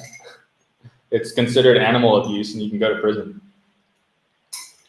That's how crazy it is.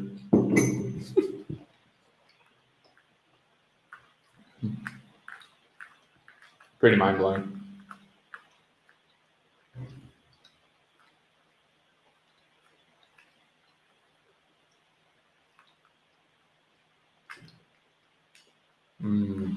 I know.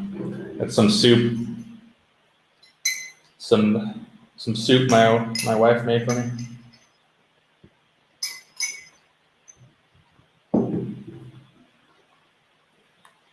Yeah, it's crazy.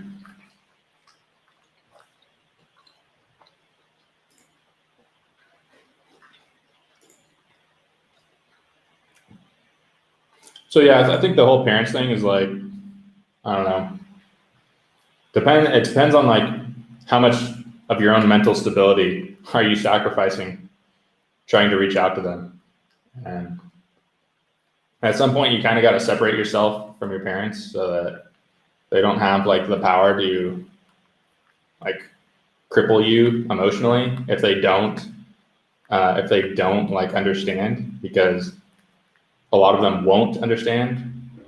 And you're kind of like putting yourself in a vulnerable situation where they kind of have control over you. I think it's important to have other outlets to help you. And then when you do talk to your parents, you can kind of come from it from a more stable place where you're not like needing them to have sympathy on you, if that makes sense. I mean, dogs and cats get neutered, so I don't know if it's the best. Yeah, they get neutered, but that's different.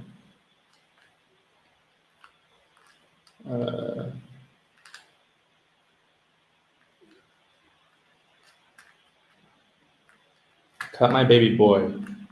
Okay, good idea. Cut a monkey or dog, you monster. Yeah, exactly.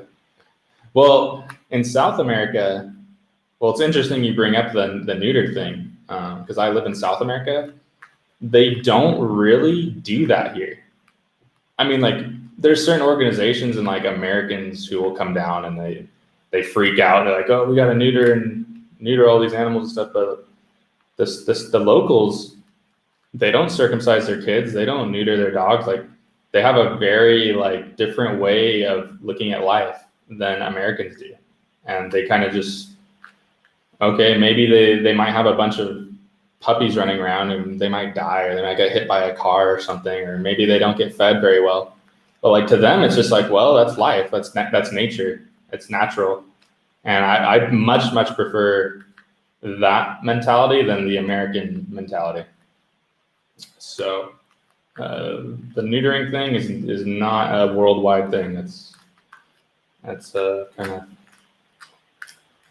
different in different parts of the world.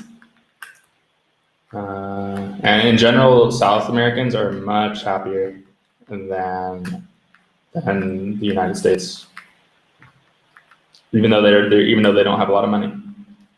Okay, let's see. Show them.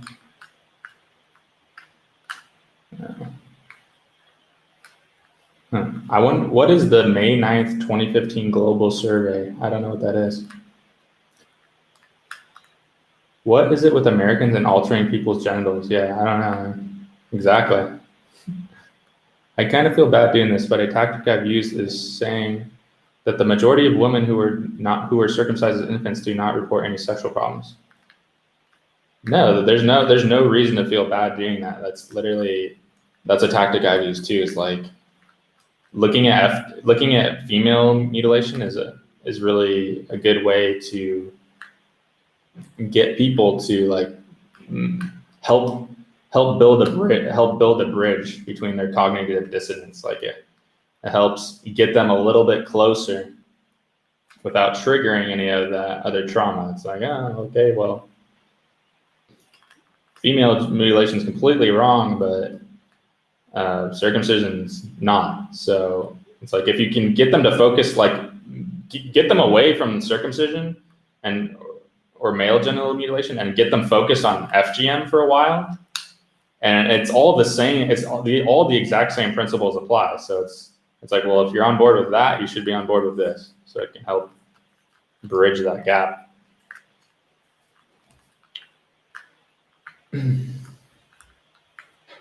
That's so funny, Gregory. Oh, wow. So he's a male and he's not neutered and he's completely calm and friendly. That's cool. Yeah, like that's how it is here. They don't do that. And their animals, like they do all right. They do fine. Like they're not. I mean, there's some bad things that happen sometimes, but like in general, it's not as big of a problem as some people would like to make it. All right, peace. But FGM is worse.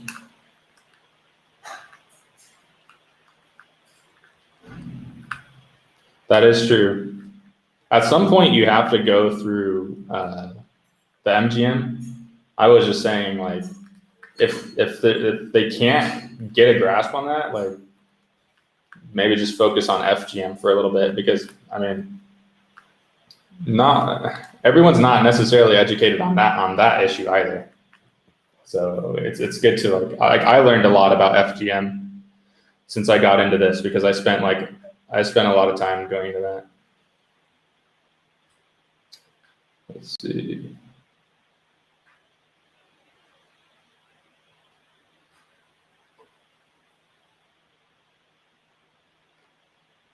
Tree. But FGM. Oh no, I know you were being sarcastic. I was talking to Gregory. FGM is worse. Yeah, of course.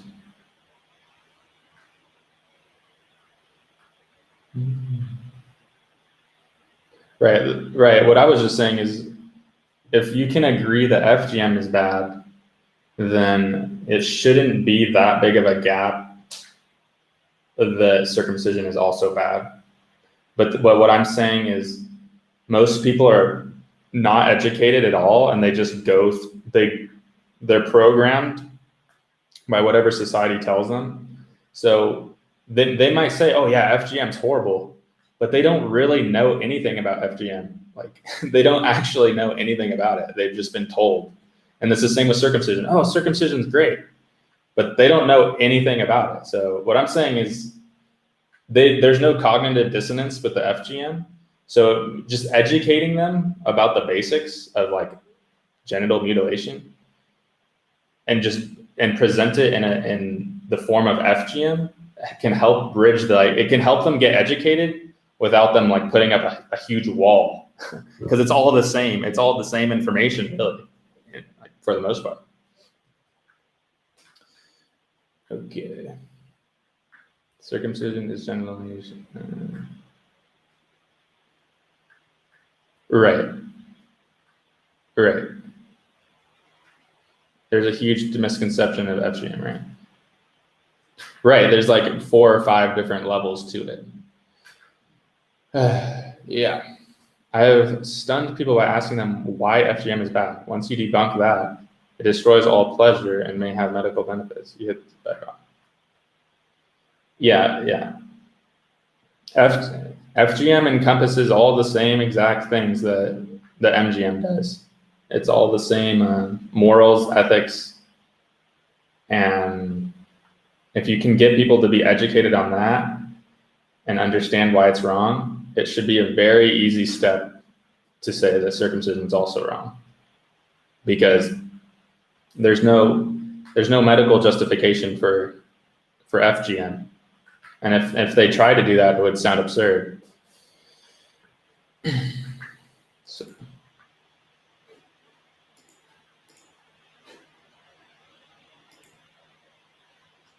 All right. Well, thanks for showing up, guys. We'll do this again sometime, and I hope you guys enjoyed it. Try to have a good week, good New Year, and try to find some things that you enjoy in your life and get in the habit of doing it. Be happy people. Try to be as happy as you can. People argue that cut is cleaner and talk about ancient Israel, but right in the Bible it says they stopped circumcision for their 40-year exodus. Yeah, I'd recommend Marked in Your Flesh, that book, if you want to learn more about all the history of it.